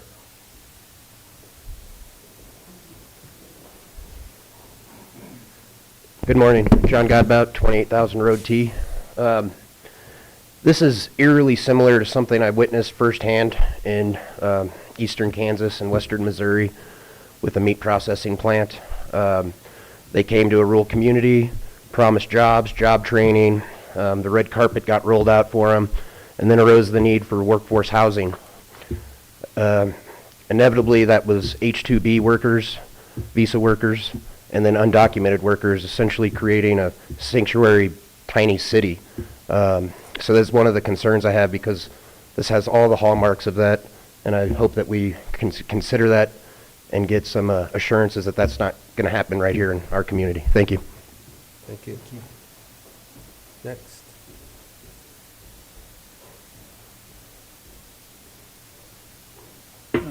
Good morning, and thank you. I wanted to thank you as a neighbor of that plant. Your name? I'm sorry. I'm Jay Wood. I live at 16962 Road 28.4. Live real close to Rose. Again, I want to start by thanking you on the mitigation issue, because we look at that pile every day too. And well, if that really started roaring and the wind was blowing west, it would take out potentially all the houses along that area there. But what I want to speak to today is just, I guess, is my concern about, do we really have a developed plan for housing? I have a whole list of questions. I won't go through them, but I did want to encourage maybe that there's an opportunity between now and February for Ironwood to develop some plan, some numbers, give us some idea about, how people are going to be living, what number of people are going to be in that area. Is there going to be parking? Is there going to be lighting? What roads need to be put in? If where are the people going to come from? Do they need to meet ADA requirements? Are there any OSHA requirements they need to meet? Will there be cars there? Will it increase the traffic on that road? Who are these people going to be? Where are they going to come from? How long are they going to be there? I mean, these are just really kind of simple questions about, how that place is going to function. Do they have any experience in operating something like this, residential? I've been involved with residential facilities for a lot of my career. It's not easy to do. There's problems with crime. There's problems with having to move people in and out. Is there storage? How many bathrooms are there per person? Can they cook food in there? We don't even know. We can't even tell from anything. There really hasn't been any kind of plan developed. So I guess what I wanted to encourage is there's an opportunity for them to ask some answers and basic questions to the neighborhood and the community around there about who's going to be there, how many are going to be there, where they're going to come from, how long they're going to be there, what's the plan if they can't find housing. Everybody in the community is looking for housing. We couldn't get people to move in as doctors and nurses at the hospital because there wasn't housing. Can't get people to serve nonprofits because there's no housing. That's not going to change because they put 29 units in there. Are they going to be there for 6 months, 6 weeks, a year? We don't know. And these are pretty basic questions. I think we could ask them to answer those before February. Thank you. Thank you.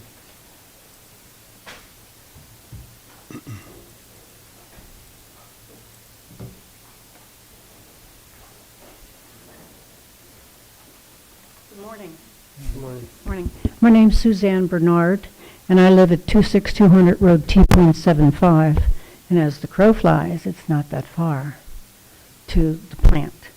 I had planned on reading this in its entirety, but first, and I'm not going to, and it's only one page. I have pictures in the back of the buildings that are currently sitting on the lot. I want to thank you, Commissioner Candelaria, for bringing up the huge issue of fire.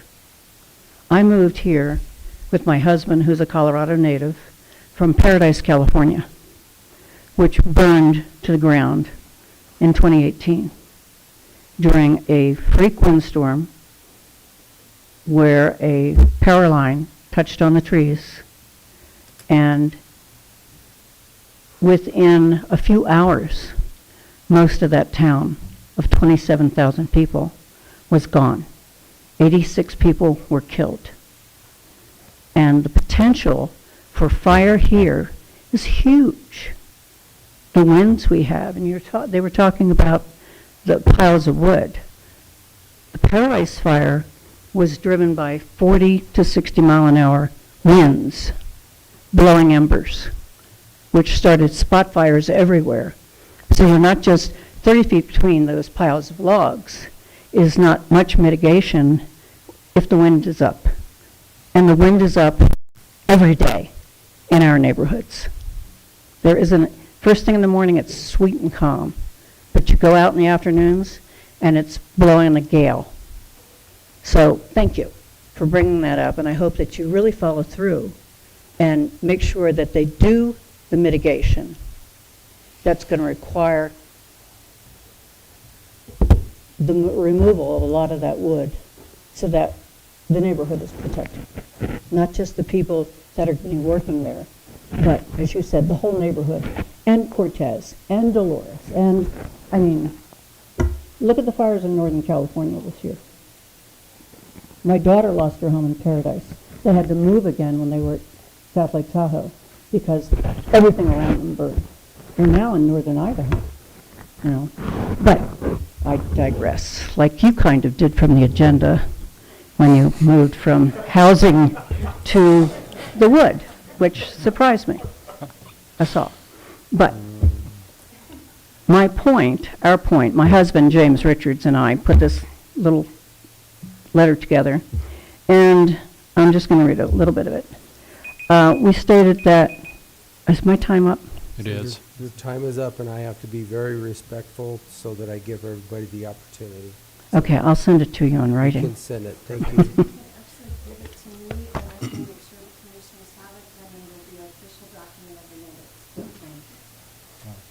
Thank you, ma'am. All right, next. Actually, I'm going to let everybody get a first go-round and then Zoom.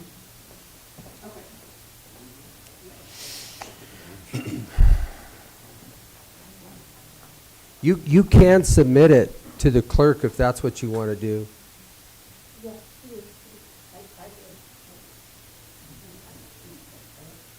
Oh, just a second. And that way it's an official record. Thank you. Thank you. Okay, sorry, go ahead. Good morning, Commissioners. I would also like to thank you. Name and address. Oh, I'm sorry, yes. My name is Kathy Van Vliet. I live at 28111 Road T in Dolores, Colorado. Again, I'd like to thank you for reaching out to Ironwood about the mitigation of this slash pile. It is a huge concern in our community. I would like to say after that, with all due respect, Commissioners, Ironwood up to this point has had total disregard for anything about mitigating lighting, the fire, which is huge concern. Everything has been deaf ears for them about our other concerns. And now we're talking about housing. How are we to feel like they're going to have any other attitude towards our concerns about this housing? And if there are concerns down the road, they're going to handle it just like they have so far, which is falling on deaf ears. And now, suddenly, they're willing to do some mitigation. After 9 months, by their own admission this morning, this was approached and there was a meeting in March. And why wasn't anything being done all this time? But suddenly they want to get this housing through, so they're willing to finally do some mitigation. That isn't comfort to us. That doesn't make us feel like they're going to handle housing issues. So that being said, I would just like to say, do we really want to allow this type of negative impact into our neighborhood and community before we can address it? Common sense tells us this will have a far-reaching and detrimental effect, one that will spill over from our little neighborhood into the surrounding communities, and we will all be very sorry that it ever got started. Thank you for your time today. Thank you. Anybody else in the room?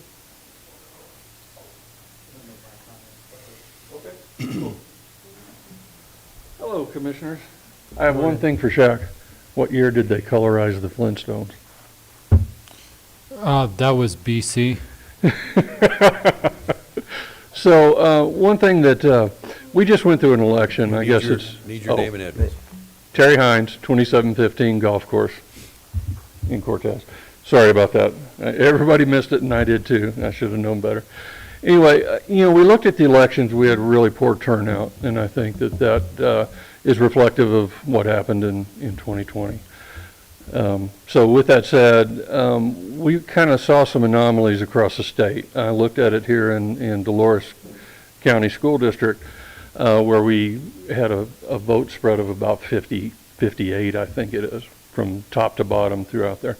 So I started looking across the state, and what I found is any school district that had more candidates than they did seats had about the same anomaly. The ones in the middle, the ones up, the seats that were up were extremely close. And then anybody else was really far away as far as the vote count. Kind of seems odd to me. I've never seen that. I've been alive involved for 40 years and looking at that kind of data. And I just find it alarming. At the Republican Party meeting the other day, we had agreed that we'd like a recount, a hand count of that going forward. I think the one thing that we need to do here is we can't affect the rest of the country, but we can affect Montezuma County. So with that said, we need voter confidence here, and I don't think we had it. I think there's just so many things that have happened since then. The best thing that could happen, we do a hand recount, and it was absolutely spot on. I think that would help. The second thing is we've heard all about the stuff with Dominion, and Kim does a great job. I think she controls what she can control, but she can't control algorithms and all that stuff. It would be nice if we could validate that. I think I'm here actually to ask for help as far as monetary help from the county to make that happen. I think that we're coming up on the 2022 elections, and I want people to come out and do their voice. If we don't, we're going to get what we got. I filled up at the gas station today. I got 11 gallons before they shut me off at $74. So I think we all want to make this a better place. I think we need to make sure that we have the confidence going forward. And I just appeal to you guys to kind of help us with that. With the Ironwood thing, spot on. Good job, guys. The only thing that I would have done different is I would have made them give me a date. If you're going to do it, you're going to do it, and you can really focus on it. But as far as holding them to the fire, that's great. The only other thing that I would add is let's make sure we have something going forward.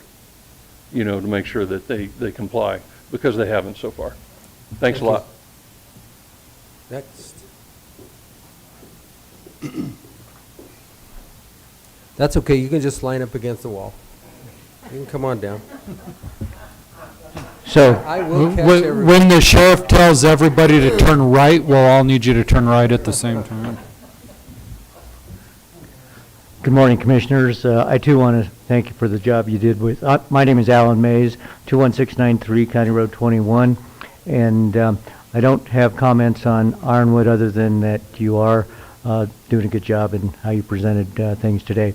I'm here along with the same context of our just previous speaker, Terry Hines, in regard to the elections that we just finished. I have been talking with our county clerk, Kim Purcell, and I know that she is going through her, it's the risk limiting audit. And so that's a process. Round one happened yesterday. And what that does is it takes a sampling of what the vote actually did. And so I asked about the Dolores School District because of that close vote of 54 votes between the top vote getter and the bottom vote getter, what that was going to do. And so it automatically pulls the audit for that school district because of the closeness of those races. But so she's doing her job. But at the same time, because of that oddity, I have been asked to come to the commissioners, bring it to their attention, and you probably all are aware of that, but that there is something there.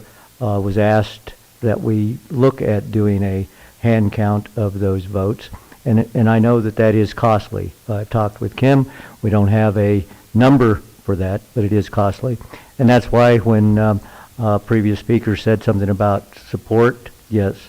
So probably we'll make sure from the people who were in that election that that's what they want to go moving forward with. So looking at your next meeting, something has to be done to do that hand count before the 30th of November.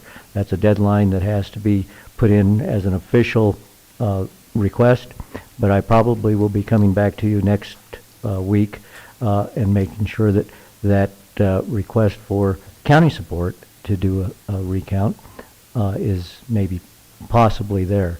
So maybe at the next Monday workshop, we can discuss that a little bit more of what that's going to involve and see where the county commission is there. One other thing, so that's where I'm at with the recount for the Dolores School District election. Before I get away from here, I want to just say that coming up in the agenda, we have a distinguished public servant in our midst, and I just want to let you know that you can recognize him when he comes up, but our county sheriff was given that award at the Chamber of Commerce gala that they had last Saturday. So just let him know that, yes, we do appreciate his work. So. Thank you.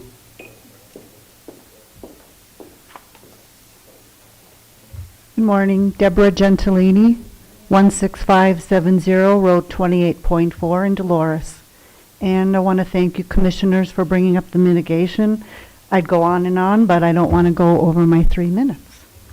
We asked you all to reject the housing application. Allowance of the high-density housing without any type of in-depth planning and strict regulations makes surrounding citizens concerned and scared for their families' well-being, property values, and increasing theft and vandalism.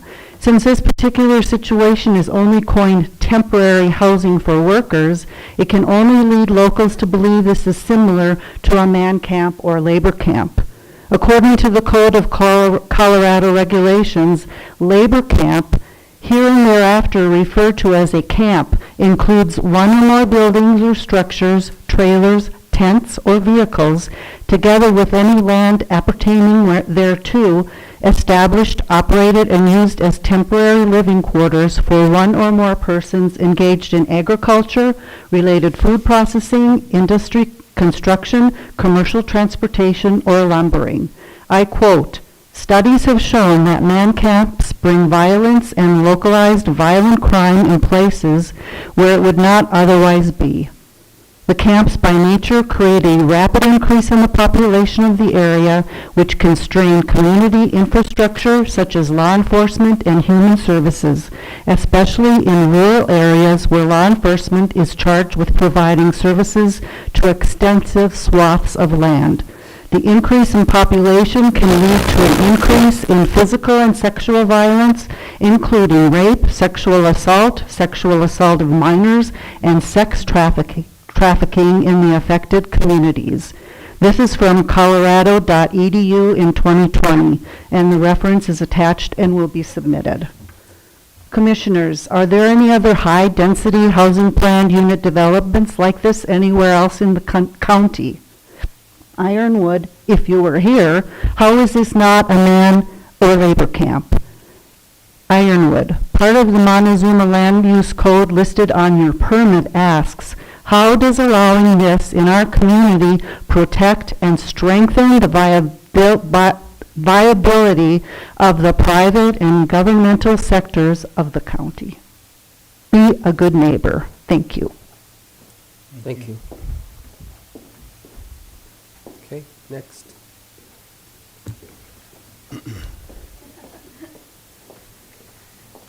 Lana Kelly, Lana Kelly, 28,000 Road T. I'm not going to speak to my speech today. So all I'm going to ask is that we hold Ironwood accountable. I mean, they've come into this county and we have a lot of very unhappy people from what has been done. So this county shouldn't be a county where a company comes in and says, you know what, I'm going to pick this county because we can do whatever we want. And the rest of the people here don't matter. So I just want to make an important point that whatever Ironwood says, that it get it in writing and make sure that they're held accountable to it, because once they do, our recourses are very limited at that point. And I have a business next door to Ironwood. And,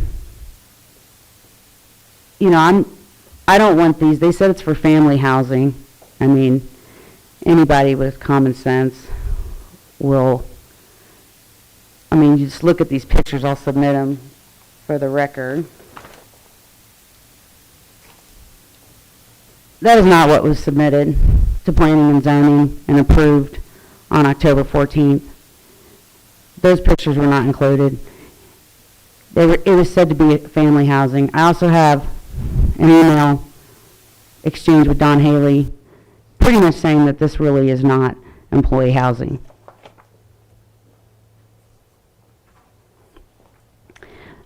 But I do want to thank you for your support to the community about the fire situation and the slash pile, because we all have been terrified of what would happen if that was to combust and start fire. So we really do appreciate you and your support to us regarding the fire mitigation issue, and we hope that you continue to support us. Thank you. Thank you. Thank you. Okay. Just submitting it. All right, we're done in the room, so I'll go to the raised hands on Zoom. So we'll go to the computer screen now, and I'll start watching it. So whoever wants to raise their hand and go first, it is your time on Zoom.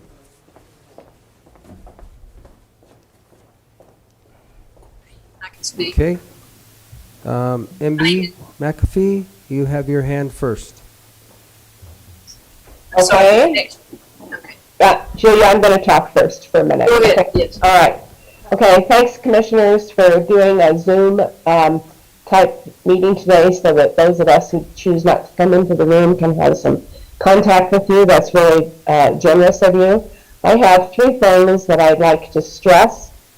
Well, the first thing also is thank you for paying attention and attending to and being concerned about the fire hazard of the whole situation on the Ironwood site.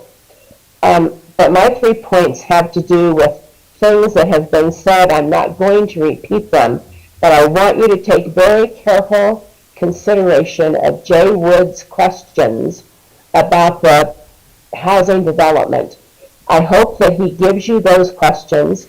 I hope you address each of them because they make absolute total sense. And you have been presented now with material that can help you make a sound decision. So please pay attention to Jay's questions. I also suggest that Trent Bishop made an excellent point in that Ironwood cannot proceed with any step of development at all for these living quarters until this has been approved. So you must be on the lookout to see that doesn't happen. I wish you had denied the whole thing today because I think you may end up denying it in February and it would have saved a lot of trouble for everyone, but you chose to continue it, which is better than approving it. Another thing I want to say, Shaq suggested the county could help Ironwood with their marketing. And I'd just like to suggest that if the county can help Ironwood with marketing, the county can help other individuals and entities with marketing as well. It was a generous suggestion, but I think it needs to be applied across the board if called on or if it looks to be needed. So, thank you again for listening. The people that have presented to you today and will present to you again in February have done their homework. They have not been repetitive. They have been very careful, and they deserve your full, undivided attention to this entire matter. Thank you. Thank you. Thank you. Okay, I actually don't see any hands anymore.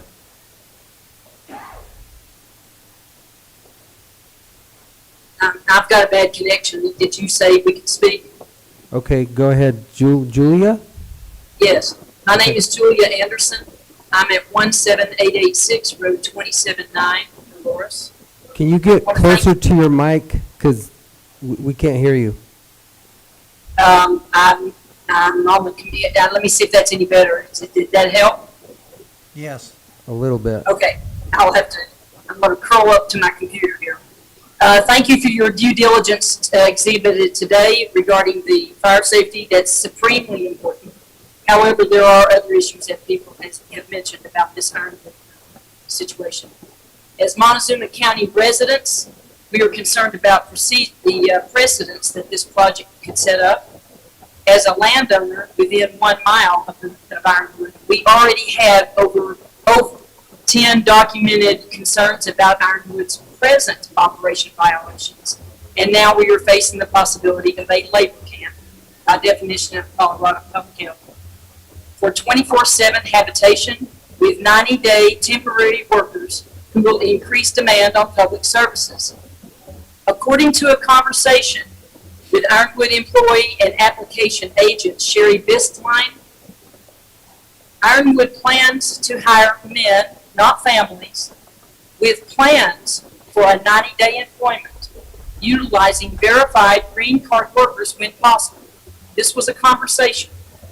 This is doing nothing to provide employment for the people of Montezuma County and adds little to our economy. Why are there plans for 90-day employment? Why such a constant turnover planned by an industry? A look at employment law regulations would give you a hint, and I can't go into that because of time, but there's a reason. What happens to these men after their 90 days? Where will they go with no housing and no job? This application, just like Ironwood's original 2019 application, is grossly incomplete. Without written plans, you will continually hear from Ironwood, and we will be in meetings constantly trying to regulate them. What if Ironwood can't continue to operate due to financial difficulties? This is a very real possibility for a company with single-digit credit rating. Who will take care of the enormous chip pile and other hazards, not to mention these temporary employees? Bottom line is this application reveals little about Ironwood's plans. And the county has given us no assurance of oversight on this labor camp because according to Don Haley, Planning and Zoning, Ironwood will be the only ones regulating the housing. That's according to Planning and Zoning. We need county regulations and oversight for labor camps. You need to require a written master plan, a written document, which includes detailed site plan, engineering. So, Okay, Julia. it needs to be a professional written plan. Thank you. Okay. Any other hands on Zoom? Okay. Seeing none and none in the audience, we're going to close this public comment session. And we are going to go on with our meeting. Let's see. Next up, I have a request for an exemption for an address change.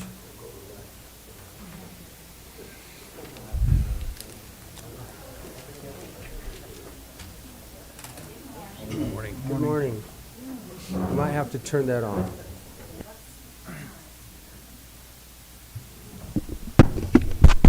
Thank you. Good morning. Good morning. So my husband and I have received notification that our address at our existing home and at our newly constructed home is changing. Our request would be that we maintain the address that we've had for the 25 years we've lived there. There's no new people moving onto the ranch. It's the same people that it's always been. At this point, our existing home, the plan is that it'll be a guest house because I really don't want people staying with me that long. So there aren't new residents living on the ranch. It's the same people. If we do need to add an address because of the additional home, we'd prefer that the existing address stays with our home that we're building and that we add another 145 address for the old farmhouse. And that should be adequate for emergency personnel to be able to locate properties. At this point, the 33.6 Red Sign Road that's been assigned to our driveway is still not even available on a lot of GPS systems. It's not being found. And so for deliveries, for things like that, it's still hard to find it at the 33.6 address. And the 145 address is very recognizable. Everyone can find it. Everybody knows where it is. So this actually came up in conversation last week with our GIS department, which part of Commissioner Lindsay's concern and my concern is sequential addressing and to make sure that it makes sense, because one of the worst things being on a fire engine and trying to find an address and you can't find it, it's a horrible feeling. Sure. And I understand that it's cumbersome and it's 25 years, but now the change has happened and now there's 2 residents there, and we have to make sure that our emergency services can find a proper place, because like I said, you know, hold your breath for 4 minutes while somebody's outside running around in circles trying to turn on 145. So with that, I'll turn it over to Rachel, and then we'll go on. Okay, so you know, I'm here as the addressing department, Rachel Medina, and I'm just going to state our case, and we will respectfully see through whatever you decide, whether you uphold changing it or keeping it the same. Okay, so first, Shaq, can you bring up number 2? So Red Road 33.6 was added to the 2009 official road map. Roads part of, and this is part of the Dolores River Ranches subdivision. So this is the plat showing the access to 4 lots within this subdivision. Since this was a 35-acre subdivision, it did not go through the planning process, and it was not identified as a needed red road during the plat review process. So we did not instigate an address change until additional development, this new home, necessitated assigning correct addresses utilizing that red road 33.6. So the current homes, there's 3, are, so Shaq, can you go to, I think it's number 3.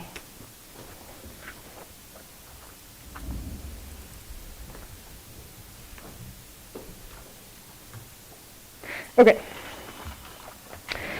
So the current homes are a quarter of a mile off of Highway 145, and this access serves 4 lots. So 3 current homes and up to 5 additional homes per the land use code. And that passes our threshold of 3. So the address for the current home was originally based on a direct access point from Highway 145, but that was closed in the early 2000s. CDOT is unlikely to issue a new highway access permit in this area since these lots can be accessed by this interior subdivision road with 33.6. And we are assigning addresses by naming the platted access easement for the same reason CDOT permitted this as a common access point for these 4 lots into Highway 145. We go to the 4th document. So this shows the kind of the sequence of these red roads that access lots off of the highway. So theirs is 33.6, and then it increases numerically as you go northwest on the road. So this, this has the potential to, right now it's accessing, 3 addresses and has the potential to have 8 addresses off of this. So this is usually what typically initiates a red signed road. But, so the only way to be under the threshold of homes needed for the red road and to keep it Highway 145 addresses, then we would want assurance that no more development would occur on these lots or, through lot consolidation or deed restrictions. And if we don't assign the address off 33.6, it would need to be removed from the road map. But if we do decide to keep 33.6 and these addresses, we would be willing to pay for a road sign and pay for address markers. And we can, we update the post office, and we can update Google Maps and OpenStreetMaps and hope that that eventually helps with public directions. But that's secondary to, what our primary goal is. So, if you have any questions. Sorry, I spoke fast. I do not. Joel? Phil? No, I don't. I actually have a question for the sheriff. And, emergency response is really where I'm coming from on this, so please understand that, Don. I realize that, because of development now, you would like to keep that. However, being on the other side of where I come from, emergency response, when you can't find an address, it is the worst feeling in the world that you can ever imagine. So with a couple fire chiefs in here and a sheriff, I just kind of want to see where they're coming from, because the addressing, the way it makes sense, but I want your take on this. Well, I can tell you, because this is a new private road, it's confusing to find it, to be honest with you. Mm-hmm. It is. A Highway 145 address is a lot easier because it's always been there. But it's whatever you decide to do. I know that it would be confusing to find it, but it's not that far off the highway. You can see it, but you don't know what address it is. That's the thing. Yeah. So that probably didn't help you at all, did it? Preference? I'm going to put this. What would be your preference as the emergency response going to that address right now, as far as Montezuma County and the sheriff? Now, I understand that this is all one property piece. Is that right? No. It was subdivided 30 years ago into 12 lots, I believe. You're right. Oh, So there are lots. actually Jeez. lots there Wow. now. So I think what Rachel's proposal is, Sure. she has no issues leaving it the same if there's a deed restriction on the lots, keeping it to 3 lots and that's it? Is that what you're saying? 3 houses. or 3 And I'm sorry, I houses. do have a question about where you're coming up with the 3 houses. Off of Can the you, access road?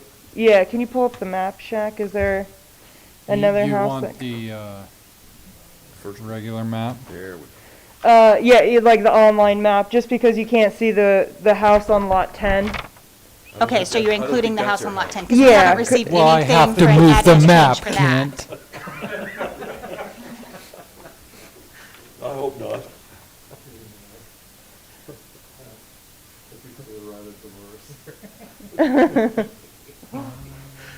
Is it east or west? I think what she's considering the houses would be Bruce's dad's house. Okay, yeah, we Your- haven't received anything at all on that one, so that's where the 3 Correct. houses Yeah, threw me, because I haven't gotten But that would still be anything. part of those 3 houses within that Okay. development, Yeah. is the way I understand Well, it. Shaq, can you go to the west just to see that other house? It's like 2 lots to the west. Just to be clear, I know we've lost our public lands, but when I think west on a map, I think left. When I think east, I think right. Okay, left, yeah. But you're right, so we haven't changed that address yet. We typically start this process of changing addresses when they are either building a second place that we're gonna assign an address, or if there's a sale happening. So I can see the confusion that Steve's talking about.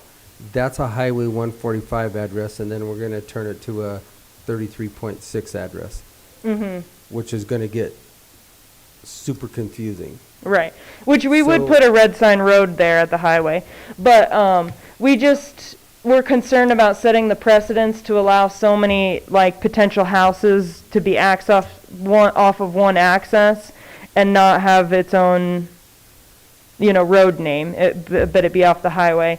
But if, we have before allowed this, but we, require that they put address markers at that drive for 911 purposes. And that's the focus of all of this, is emergency services. Correct. So And we you're actually, saying- I'm sorry, we actually do have, as you first pull into the drive, a sign that differentiates my father-in-law's house versus our house, and we would update that sign once the new construction is complete.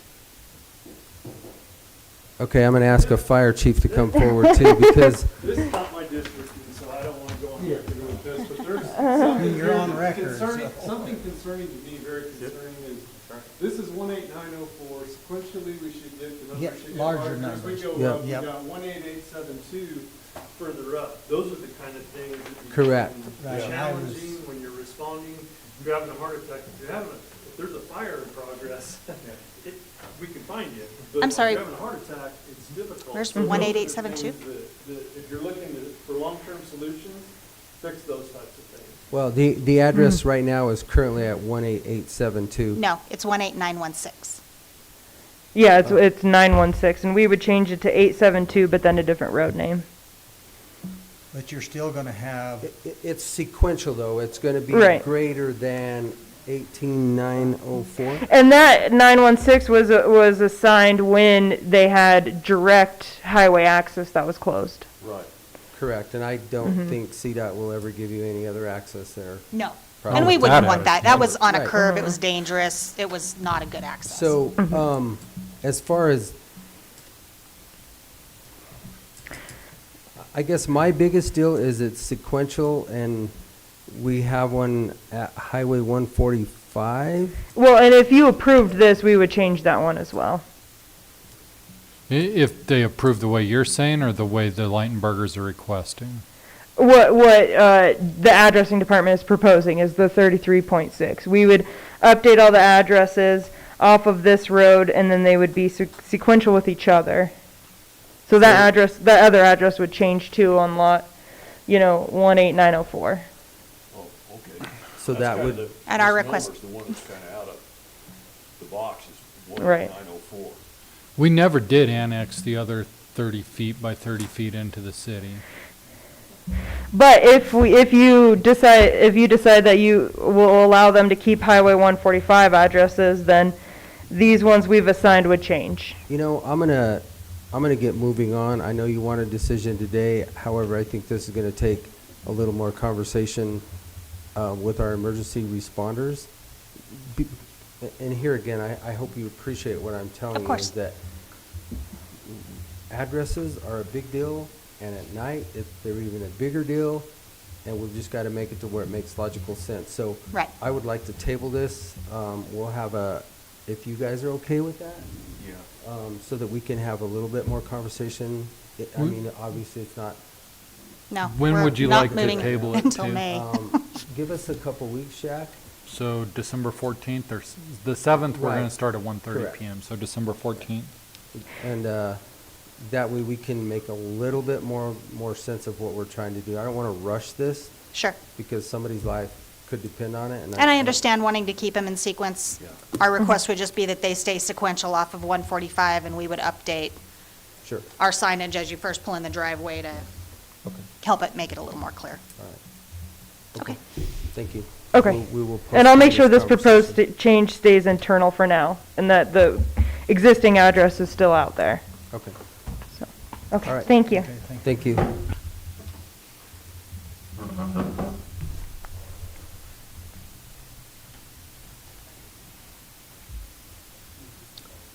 Okay, Mr. Nallen. You have 3 minutes. We'll Set your continue that timer. conversation.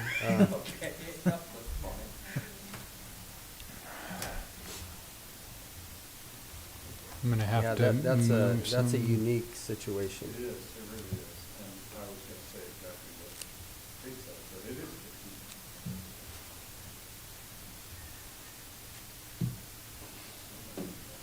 Okay, so for those of you remaining on Zoom, I will not be able to share the sheriff's screen. So if you look right here, you can see parts of it maybe.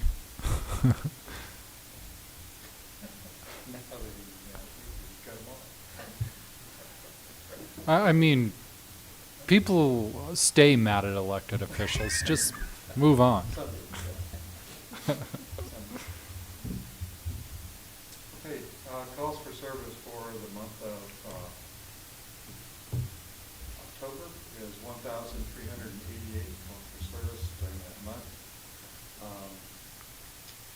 Probably the most notable is the amount of traffic contacts. A lot of that had to do with drug trafficking as well as DUI and the gaining impact. We did have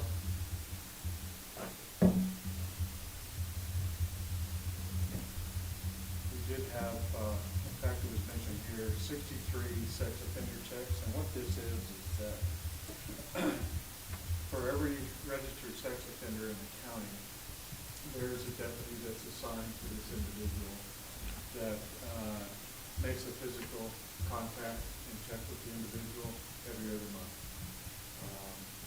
There are those that either don't report a change in either their employment or their address, where they're living,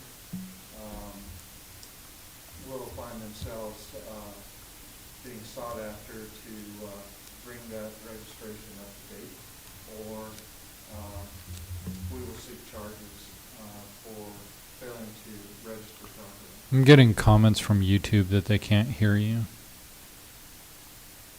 How about that? God, sorry. I told you they stay You want me to mad. say it all over again? No, let's don't. Let's start at the very beginning. Okay. Yeah, you can go on. Okay, thanks. Our screen is All right. is visible. There was here that I discovered in a case that occurred on November the 2nd that was reported a week later to me. This individual was an unregistered sex offender here. The deputy did attempt to obtain a warrant for this person, and it was not approved by the district attorney for whatever reason. I don't know what that is.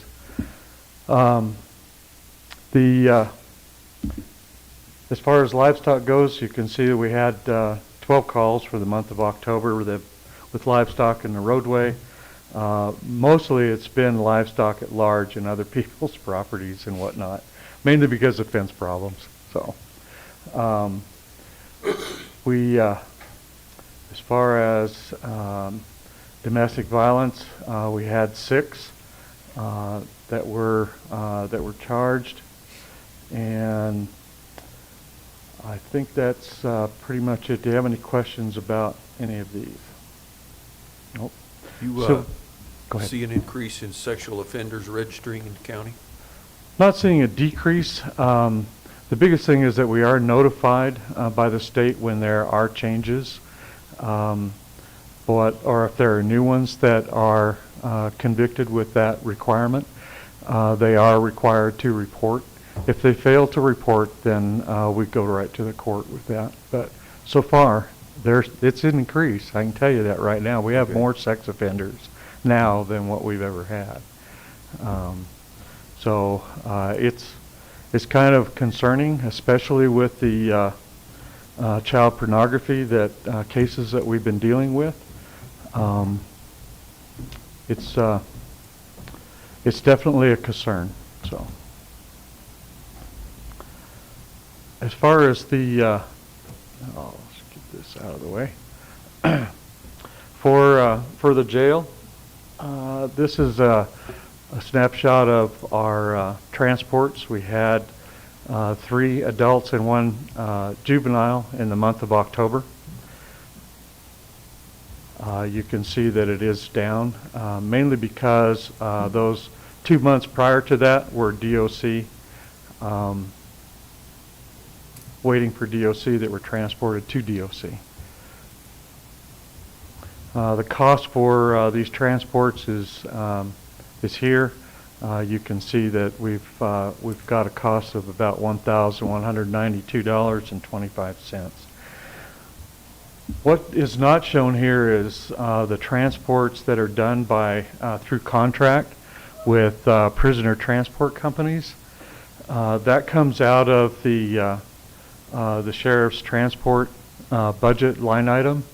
For example, we've just picked up one to be extradited from California, which is a sexual assault case.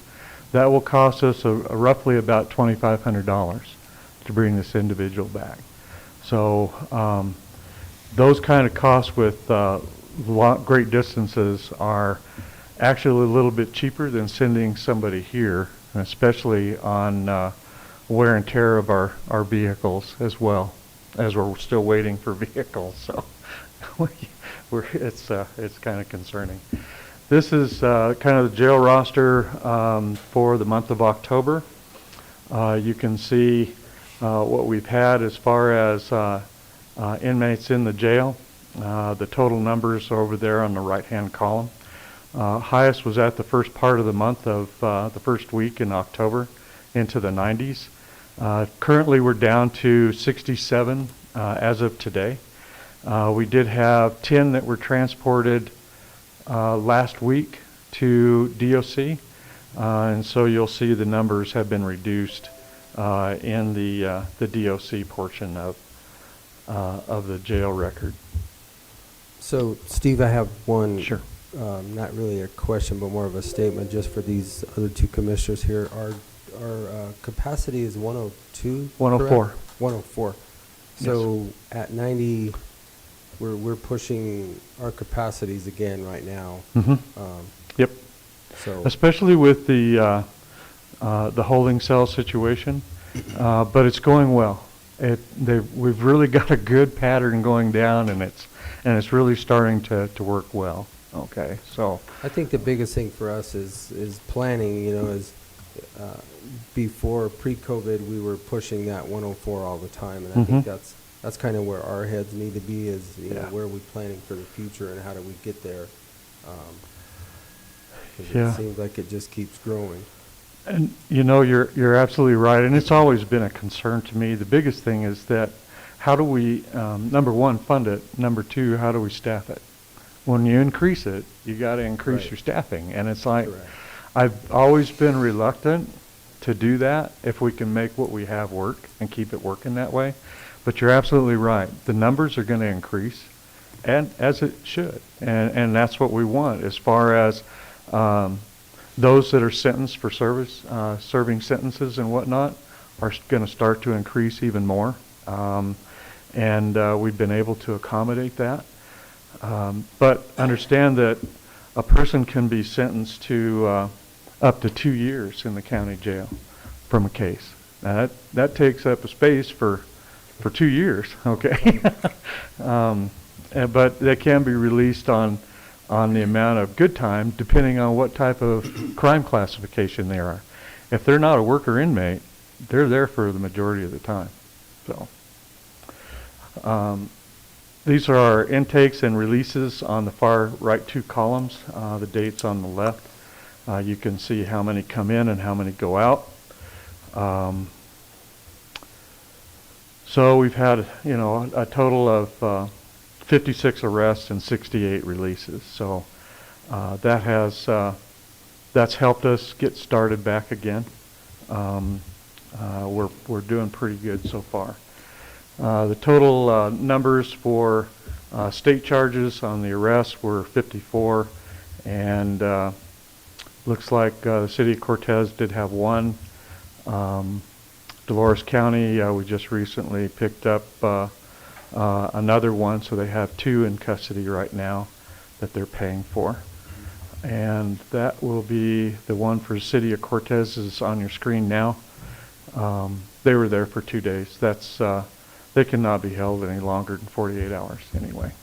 So, however, most of the charges are all state charges, which we probably need to discuss that sometime down the road about that. If you look at Dolores County, they're paying for their incarcerations for the people that they arrest. And so, like the top one there, he's been here since, was it going out? Jeez, is the green light on? Okay. This is a person that's on an arson charge that happened earlier this summer, and I don't know what the status of that case is. However, the 4 separate fires that were started in Montezuma County in San Juan National Forest, there have not been any federal charges yet at this time. And I think a lot of that has been a delay in the physical evidence being processed by the FBI.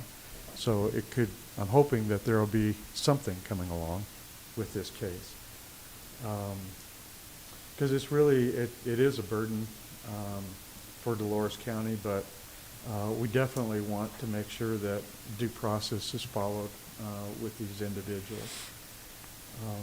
Like I said, the recent one at the end of October is the 3rd one down there. I don't know how long he'll remain in custody. These are the DOC clients that we had in October. 10 of these have already been transported out. So we're down to 4, actually 7 with 2 females, and that are being held right now. 4 of those out of the 7 are serving sentences here for crimes that they committed here before they'll be transported and released to DOC to serve their sentences. So DOC was charged at $75 a day for 239 days. That's $17,925. We all know that's not what they pay. Okay. So, as far as the costs and whatnot for the detention center, these figures are here. We've seen this much higher as far as the state charges, and that's at $75 a day, estimating that. And for the month of October, as you'll see, we're 44 days that actually they paid their rate for the Department of Corrections for 239. They were billed at 75, and you'll see that that's not what they received here in the next page that we received, or the county did. DOC and parole. It's actually DOC parole, so we don't have parole holds anymore. $7,799.94. So, total figures of the sheriff's fees that were collected in the month of October, $19,612.13. Any questions about those numbers? Nope. Okay. I know that we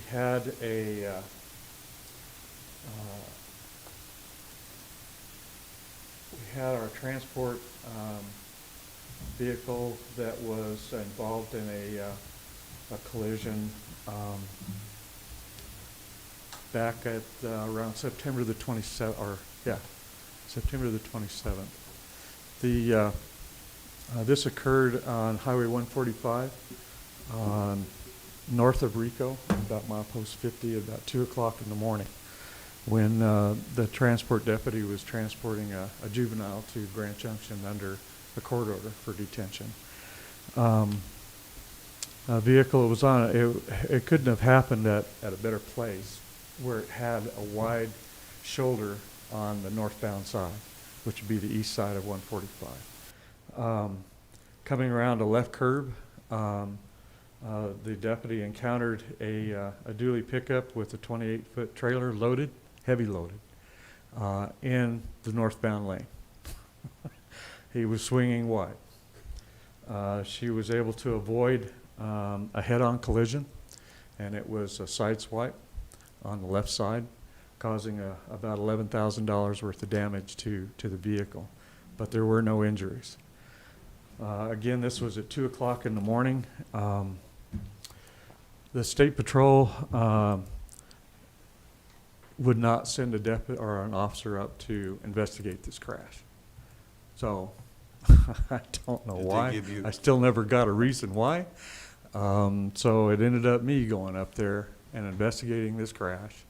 The driver of the pickup going southbound in the wrong lane was under denial, and he was cited into Dolores County Court for driving under denial and driving on the wrong side of the road. That's why I was out at 2 o'clock in the morning. Yeah, 2 o'clock in the morning. Anyway, the insurance company is paying for the repair of the county vehicle. However, I just learned that the charges on this individual were dismissed, and we don't know why. So, Pretty odd. Looking at the court records, there's nothing there. So, just so you're aware of that, no accountability there. Okay. All right. Sheriff, you had your detectives and deputies do some community education about the drug problem, and you said you'd be having that again. If we're seeing an epidemic with sex offenses, do you think that would warrant some public education as well? Yes, we put on that public education class for the community back in August.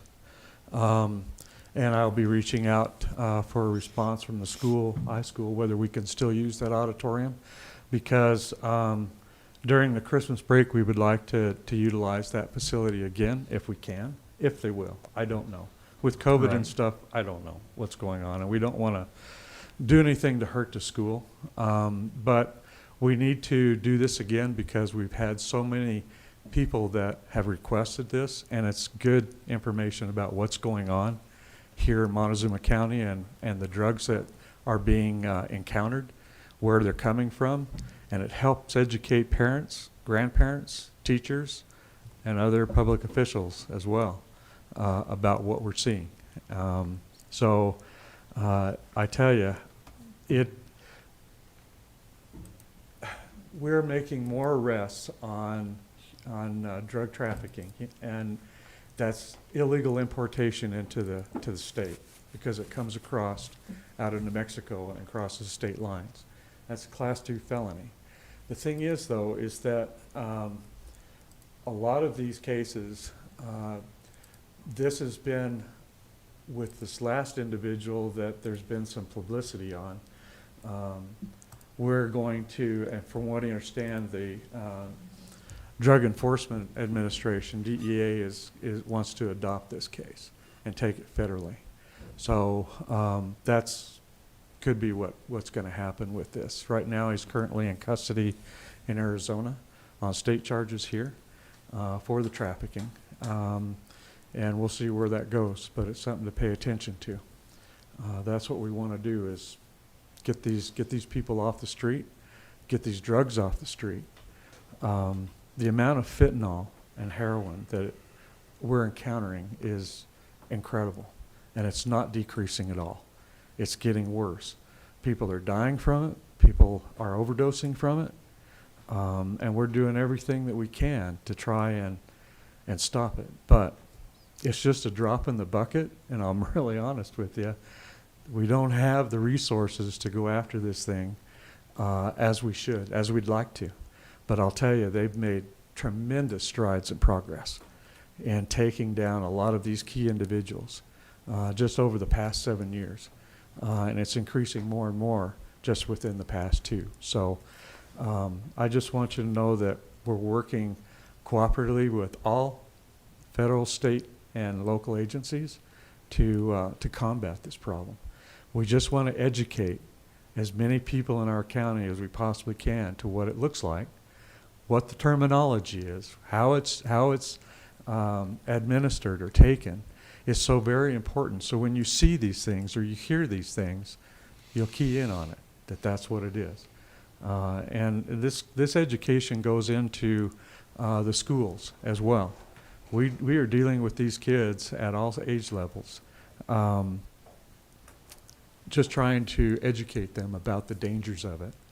And that's where we're hoping that we'll make a big impact, I hope. We'll see. These kids are our future, and we just can't have them moving down this road. Okay.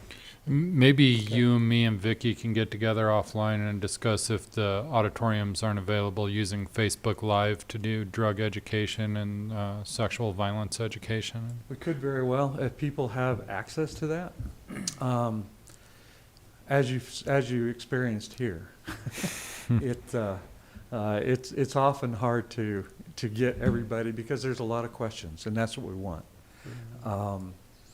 But there's other places here in the county that we're going to look at, okay, to do. So, all right. Okay. Thank you. Thank you, sir. Thanks, Steve. Mr. Spratland, I'm going to give you a pass until we have lunch, but I'm going to go ahead and take Mr. Devers and Mr. Balfour because I am not keeping very well of my time today. I'm way behind. Well, I'll tell you what, Jim, since it's my day to buy, you can go to lunch with us. There you I'll go. make it up That to sounds you. great. I'll make Mr. mine Devers. quick. Am I on? Yeah. Okay. I'll make mine quick. Knock on wood, November has kind of come back down to normal. My numbers are still up. I passed last year's numbers 2 weeks ago. We did have 2 suicides 2 weeks ago, so we're up to 10 now on suicides for the year, so that's kind of getting back to the normal. I was hoping we were dropping down. We did have another motor vehicle accident fatality. That brought me up to 13 for the year, which is crazy. Southwest, well, the whole state of Colorado had more fatal motor vehicle accidents this year than ever recorded. But the autopsy suite, La Plata County, Archuleta County, had started bringing their cases over here. So we've done 14 cases in the last 3 weeks for them. So we're generating a little bit of money, helping getting the place paid off. I think from the time that we started, from the money that we have saved and the money that we brought in is up to $16,600 now. So we're about halfway to having that paid off. Okay. So, anybody have any questions? No? Okay. You guys have a good day. All right. Thanks, Thank you, George. George. Thank you, George. Chief Balfour.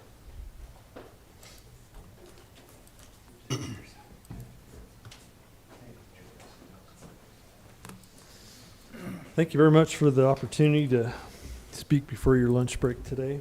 Have you had a chance to look at the information I sent over Did you guys get a chance to look at any of that Yeah. with the calls for service? Cool. Provided information for total calls for service in September and October. I don't believe we had a chance to meet last month. Total for the year, 2609. Training hours year to date. Had a residential structure fire on K.8 Highland Terrace. No injuries. Everyone made it out. 2 adults, 2 children prior to the fire department arrival. And then our crews went in and were able to get a quick knock on the fire using CAVS, compressed air foam system. Commissioner Candelaria and Lindsay will appreciate what that does for us. Saves water and a lot quicker knockdown. Crews rescued 2 dogs and a rabbit out of the structure. And Louis Areola Dolores provided mutual aid with us. Southwest Ambulance stood by and treated the 2 dogs and the rabbit that came out, provided some supplemental oxygen for them.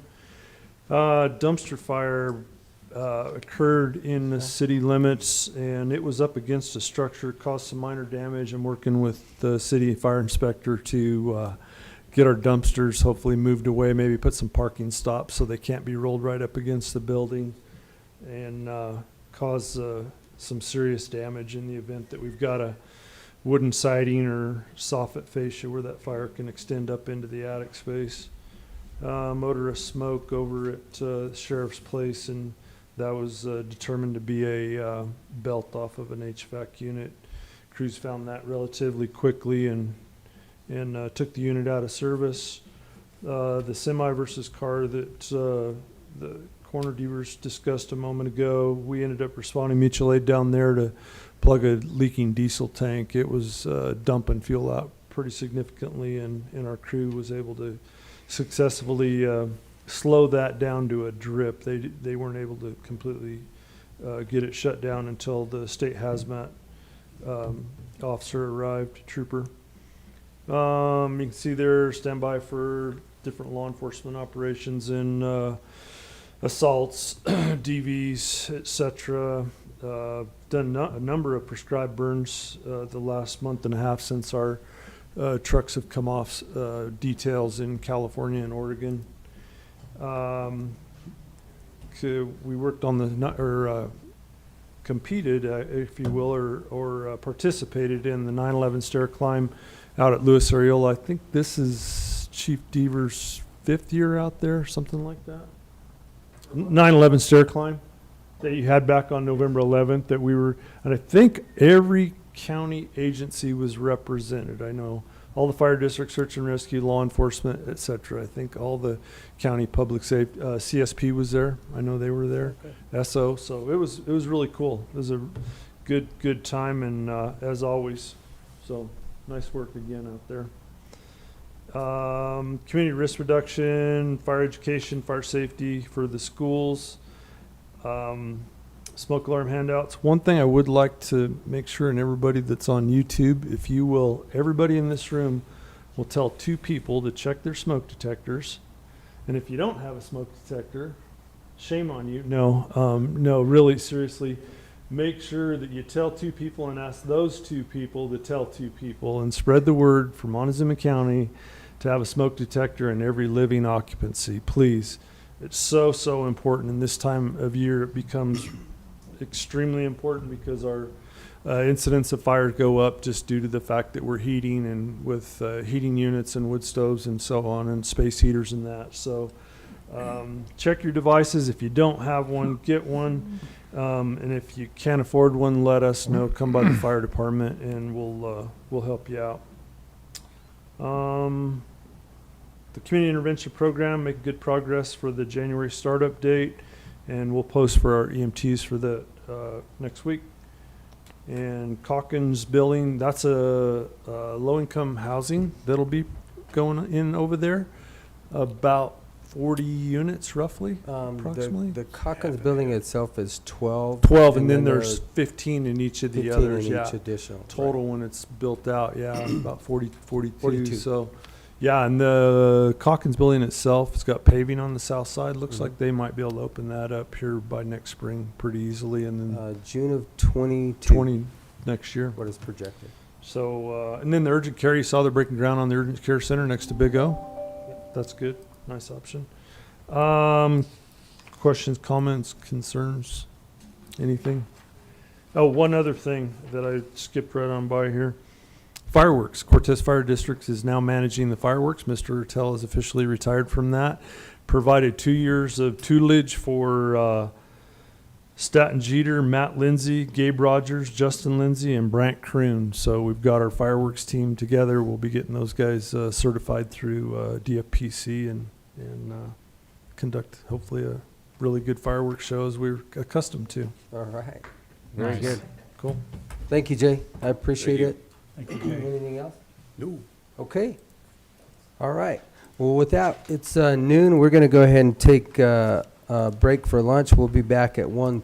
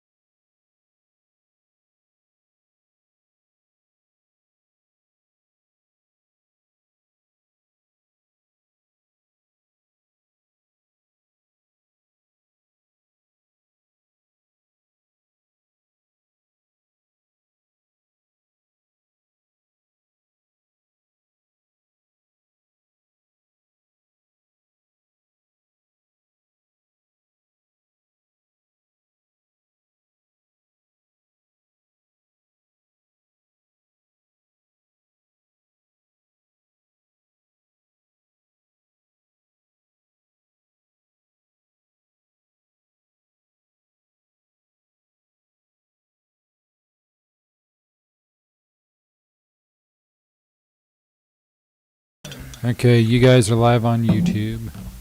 Okay, it's 1:30. Welcome back. As promised, our emergency manager, Mr. Spratlin, you may proceed to the bench and give us your report. Good afternoon, Commissioners. Good afternoon. Good to see Afternoon, you. Kim. Good to see you again. Afternoon, Shaq, and It is too. I think we got one guy on there. Good afternoon, Ian. All right, so you pretty much had my situation report. A lot of it was pretty much the same. Some of the water updates, of course, it's still filling. The last one I just read, I haven't got the one today, but it was still at 9,414 acre feet over at McPhee. It's running about 58 CFS, so 58. So it's coming in, it's filling up. You can see it from the highway again. So. Yeah. So we're in the opposite direction. Yeah. We're getting a little water in there, so that's good. And MVI irrigation, of course, they're done, but the canal over there at the dump road, it's still full. So the Utes are slowly taking the rest of that water. So we're doing all right. And then, of course, Jackson Gulch, I got with him on Friday, and so it's going up 39%. He's almost at 4,000 acre feet. They're getting three CFS coming in and nothing going out. So slowly he's filling up. They're fine out there. Any idea what the evaporation rate is? Yes, 1 to 2 acre feet a day.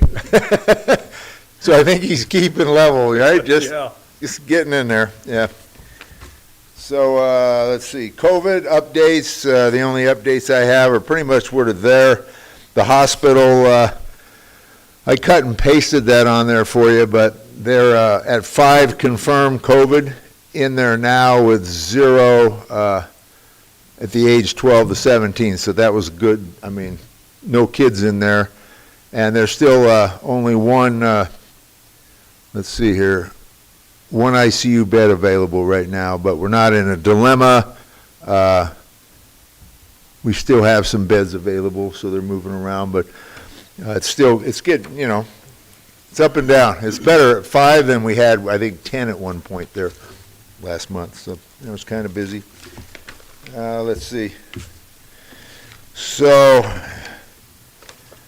the CWPP, James might give you an update. I think we're at 98. We're hopefully going to get that out to the stakeholders. I'm really hoping this month, and have all the fire guys look at it and call it good.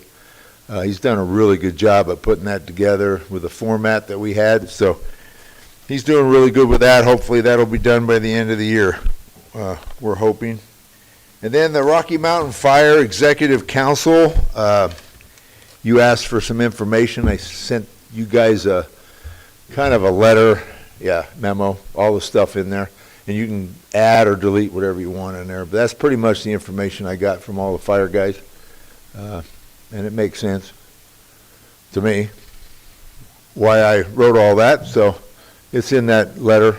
You guys help yourself to that. And then we have to send that to an email address by the 27th, I think, of November. Something like that. But it kind of broke it down. You can make it shorter, you can make it longer, whatever you need. So that's been done. And then you already know all about Ironwood. So that's it for me. Got any questions? Anything you want to bring up? I don't I don't have any questions. Just make sure you work with Ironwood Group Keep an eye on it. to make sure that we get that stuff taken care of, so that we do not have a catastrophic event. Yeah. We just can't manage. No, we got to get that plan. I need something. Mike and I, or Chief Mike and I, are really trying to get something. So we'll be out there. Stay on them, and then we Have all will. the other sawmills and stuff got you the plans and stuff? Pretty much, yeah. All the plans were turned in. Yep, all of them have been turned in that I'm aware of. to the fire chiefs, or at least they're happy with what their plans are so far.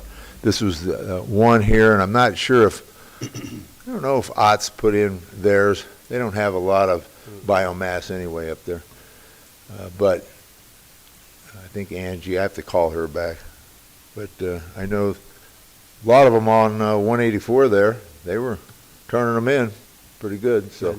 No, I think it's just, especially with the drought, you know, we're gonna have to stay on top of these because Yeah. we can't just move the fire from the forest to town. No, and we can't say because winter it won't happen, because that's when it happened at Aspen Wallwood. Yeah, December. Yeah. Phew. So. Snow, Okay. cold, and fire, yeah. Yeah. So no, we'll keep on track with them. I'll make sure that plan gets to Mike and he's okay with it, and then of course we'll get it. But the P&Z wants something by December 7th, so. Good.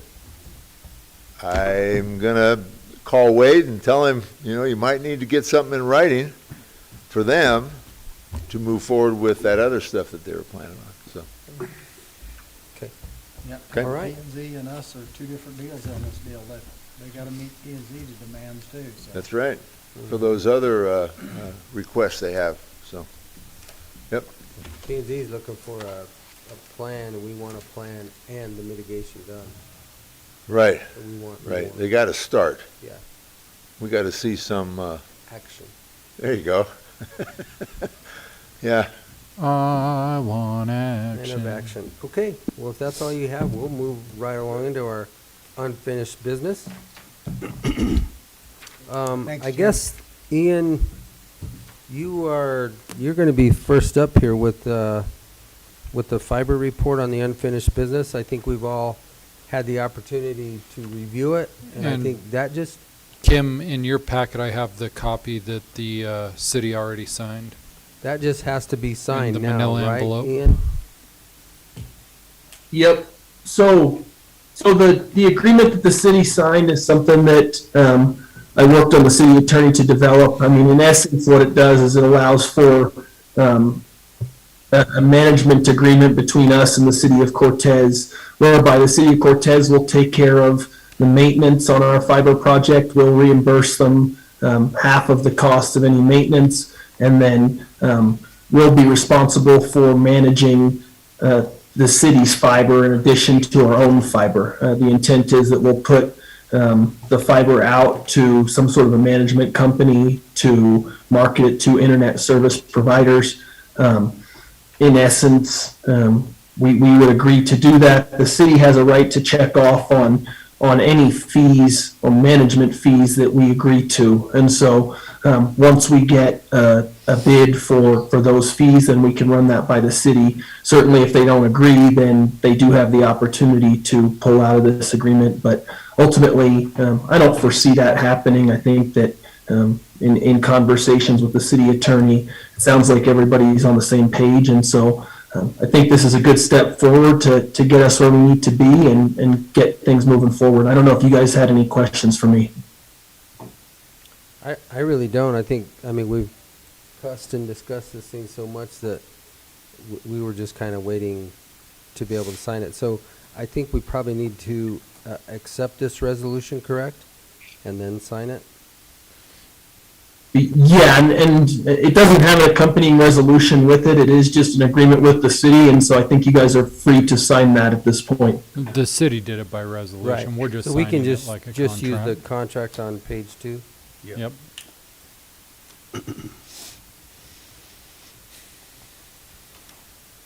And then once that's been signed, the other thing that we need to do as far as the fiber goes is put out our request for proposal. I did email that to you guys yesterday. The county administrator has it as well. Jim McLean, our IT director, helped me draft that up. He really did the majority of the drafting. In essence, this is the thing that we're putting out, just a proposal for who's going to provide management for the fiber. And so we tried to put a timeline on it that would be reasonable for prospective bidders to meet, but at the same time move this forward as quick as we can. Certainly we were waiting until we got a final agreement from the city so we could include in that proposal exactly what it was that we were asking. And so that should be ready to go. And we just need the okay to get that put out. Do you want to, Ian, keep that due by date as November 26th? With it going out today, the 16th, that's 10 days. I'm okay with that. I just want to know if you want to keep it. Yeah, that was the dates that we discussed, and certainly, we discussed that with the thought that Jim McLean and I discussed that with the thought that perhaps the commissioners could, make a decision that following week. But my understanding is that's the week of the CCI, and so, either way, I think that should give sufficient time. Jim McLean felt like that would give sufficient time to folks to get this thing and get proposals out. If you guys want to move it a week later, we can certainly do that and change those dates. It's really up to the commission. Our hope was that we could get it approved as soon as possible, but with CCI happening that week, I understand we don't have a meeting, so. Well, either way, we're not going to make a decision on it till December 7th. Yeah, exactly. So it's really up to you if you want to move that date for the due date out to the November, it would be December 3rd, that would be fine. But I think that Jim and I felt like it would be sufficient to have it out till the 26th. Okay, Yeah, I'm good with that. I'm good with that too. Just wanted to I don't double think we check. need to prolong it, so. You wanna? Yeah, I would move we sign the agreement between Montezuma County and the city of Cortez for the community network enterprise regarding a broadband fiber network. I'll second it. Okay, so it's been moved and seconded to accept the agreement between Montezuma County and the city of Cortez regarding a broadband fiber network. All those in favor? Aye. Aye. And then Ian, I guess, get with Jim, go ahead, accept the track changes on this and get it posted. Okay, great. Yep. And you said accept the track changes. Are those on the document you have? Those are on the one you sent yesterday, yep. Okay, perfect. So we'll just take okay, sounds good. Okay. Okay, very good. All right, is that all you have, Ian? We'll come back in a minute with your report. Yeah, that's really all I have. I mean, as far as our cases go, everything really kind of hangs in the same place it was last week. I have been in touch with Danny Gregory from the bike club. We're ready to move forward with those easements. I've got that paperwork drafted up. At this point, the only thing I need to do is get with GIS and get some maps made of where that easement's going to travel. So I'll try to do that as soon as I possibly can, and then we should be a go on that. Okay. Very good. Okay, next on our agenda, we have our discussion, or a decision on the holiday schedule, gentlemen. So we kind of went over this yesterday. We had 2 or 3 or 4 different proposals. So what are you thinking?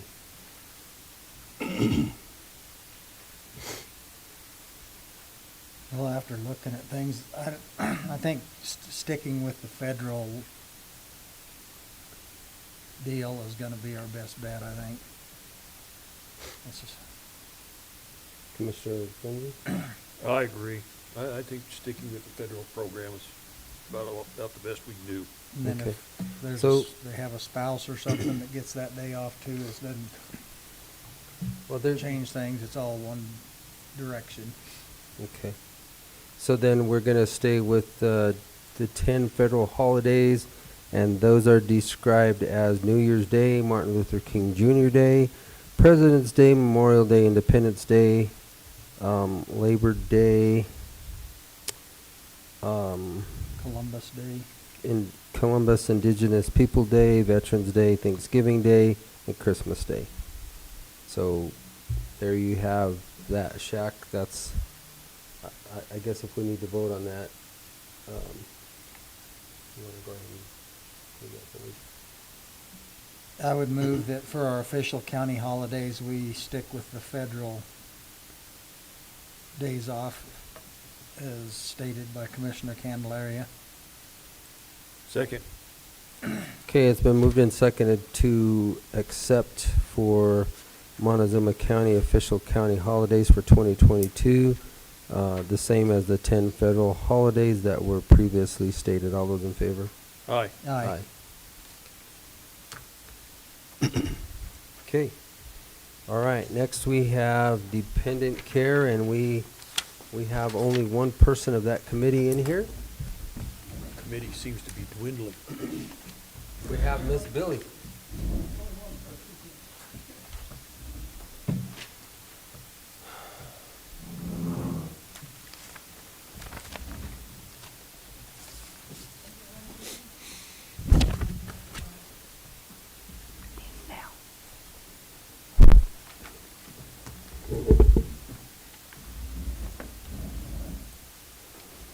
Okay, the commissioner's going to make a decision today, right?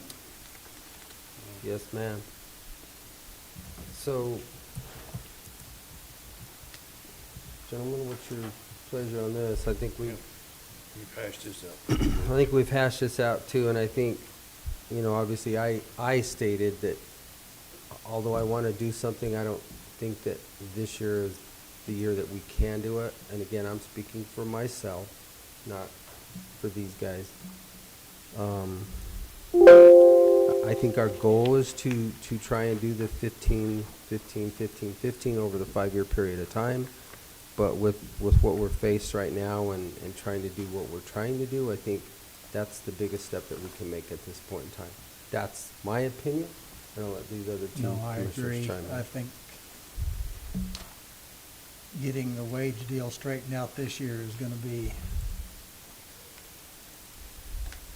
all that we can afford to do this year, I think. And then hopefully if we can get this sales tax thing through and stuff, then we can really look at this hard next year. Okay. I agree. I mean, it's getting the raises up there, and then if we do this, we're gonna be in a bind. So, So this year, it's what the numbers are. yeah, Okay. this year they'll basically be the same as they were last year without any dependent coverage as Okay. far as that step forward. Okay. And thank you guys for working so hard on that and Yes. stuff. I just don't see how we can finance it at I this time. understand. Okay. Okay. Thank you, I Cool. appreciate it. Thank you. Thank you Ms. guys Bailey, for all your work.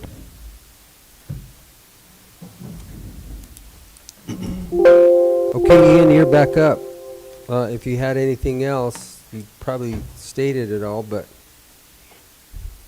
Yeah, I don't really have anything to add in addition to what I laid out earlier. I think everything's pretty much in a holding pattern as far as our civil cases go, and so yeah, I don't have anything else to add.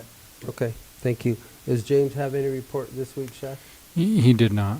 Okay, so we'll move on. Shaq, what do you have for us? I saw you send us a Well, few other commissioners, you are in for a treat today. emails. No way. Are you gonna say no report? No, I wouldn't do that to you. You get to approve the September payables, so. Yeah. Oh my goodness, Shaq, that's an awful big number. It gets bigger It every is month. a big number. Here's all the other departments in the county combined, and here's the portion you've already spent, or already agreed Yeah. to. And I can bring up the check register if the commissioners want to review it I already again. went through it all.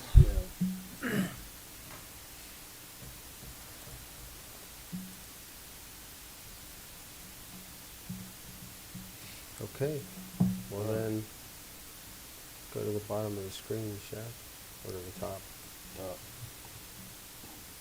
You guys are like saying, go east, go east, go left. Yeah. I move we accept the payables for September.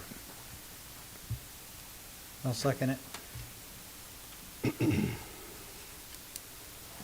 Okay, it has been moved and seconded to accept the September payables for Montezuma County in the total amount of $4,203,114.80. All those in favor? Aye. Aye. Aye. And those aren't even inflationary numbers yet. They're starting to go that way. Starting in there, it's a little bit in there, but. It's on the beginning Yeah. side of the cusp. Okay, what's next, Shaq? That's it for me today, Commissioners. Okay, very good. Well, we're going to move on. Commissioner Stevenson. Last week, I attended the Mancos Town Board meeting and went over the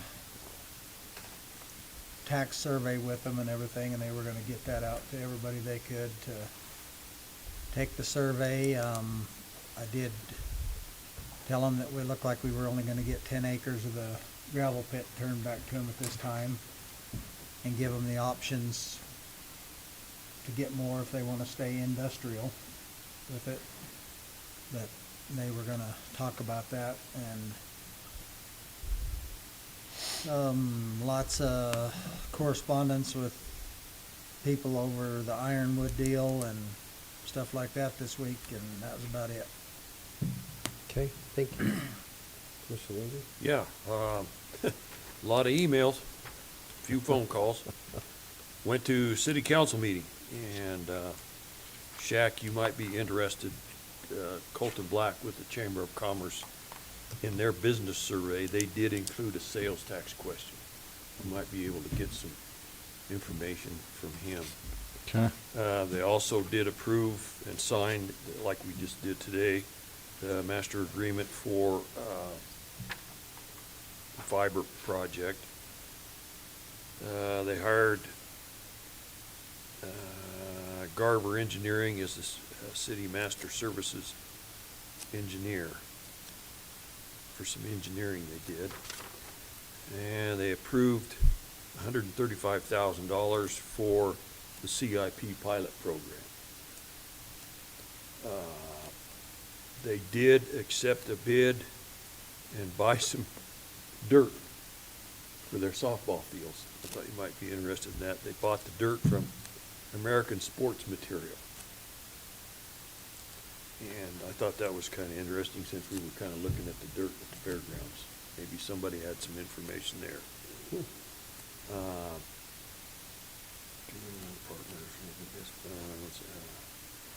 Just curious stuff. They had a change of ownership at the Hong Kong restaurant, and the city, they signed a resolution where the city manager is now able to execute stuff with the community network.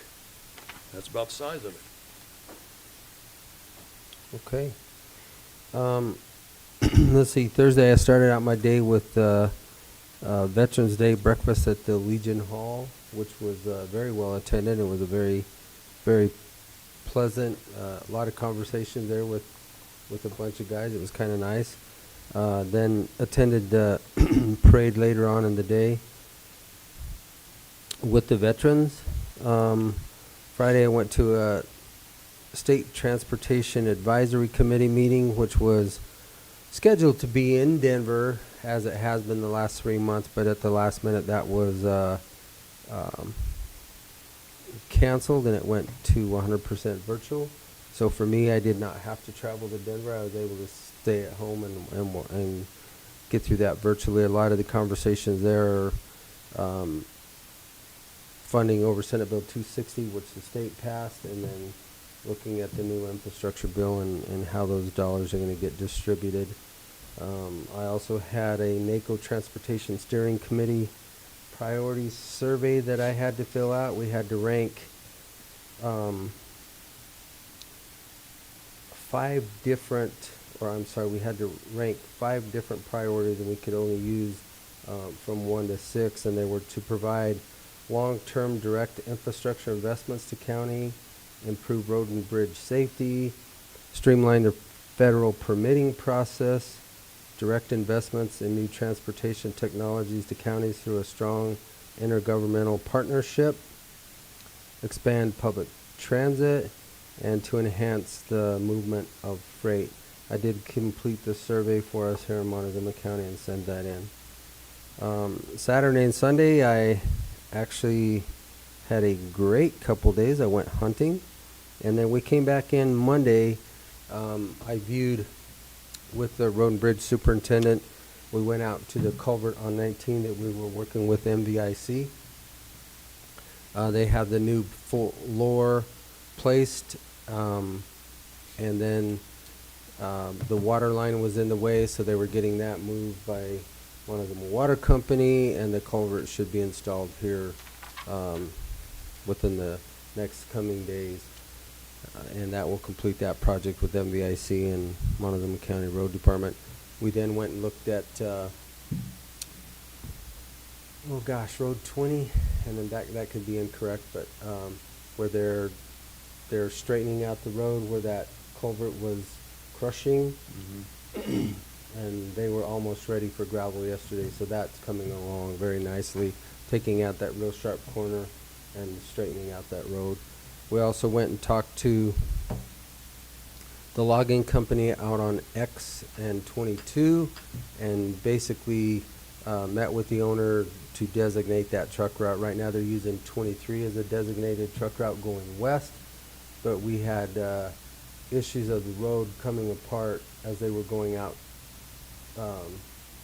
back out to Highway 491. So good conversation with the gentleman. He understands it, and the road department will upgrade Road 22 to make it a little more passable. They'll cut some trees, get the right-of-way totally cleared out, and that way the trucks can utilize the whole road instead of just a portion of it. Went into our work session yesterday. We discussed the holidays a little bit, some of the fiber we talked about, and we voted on that today. And with that will conclude my report also. So, unless we have anything else to come before the good of the county, gentlemen, I would entertain. I'll move that we adjourn the meeting. Second. Okay, it's been moved and seconded to adjourn this Board of County Commissioners meeting for November 16th, 2021. All those in favor? Aye. Aye.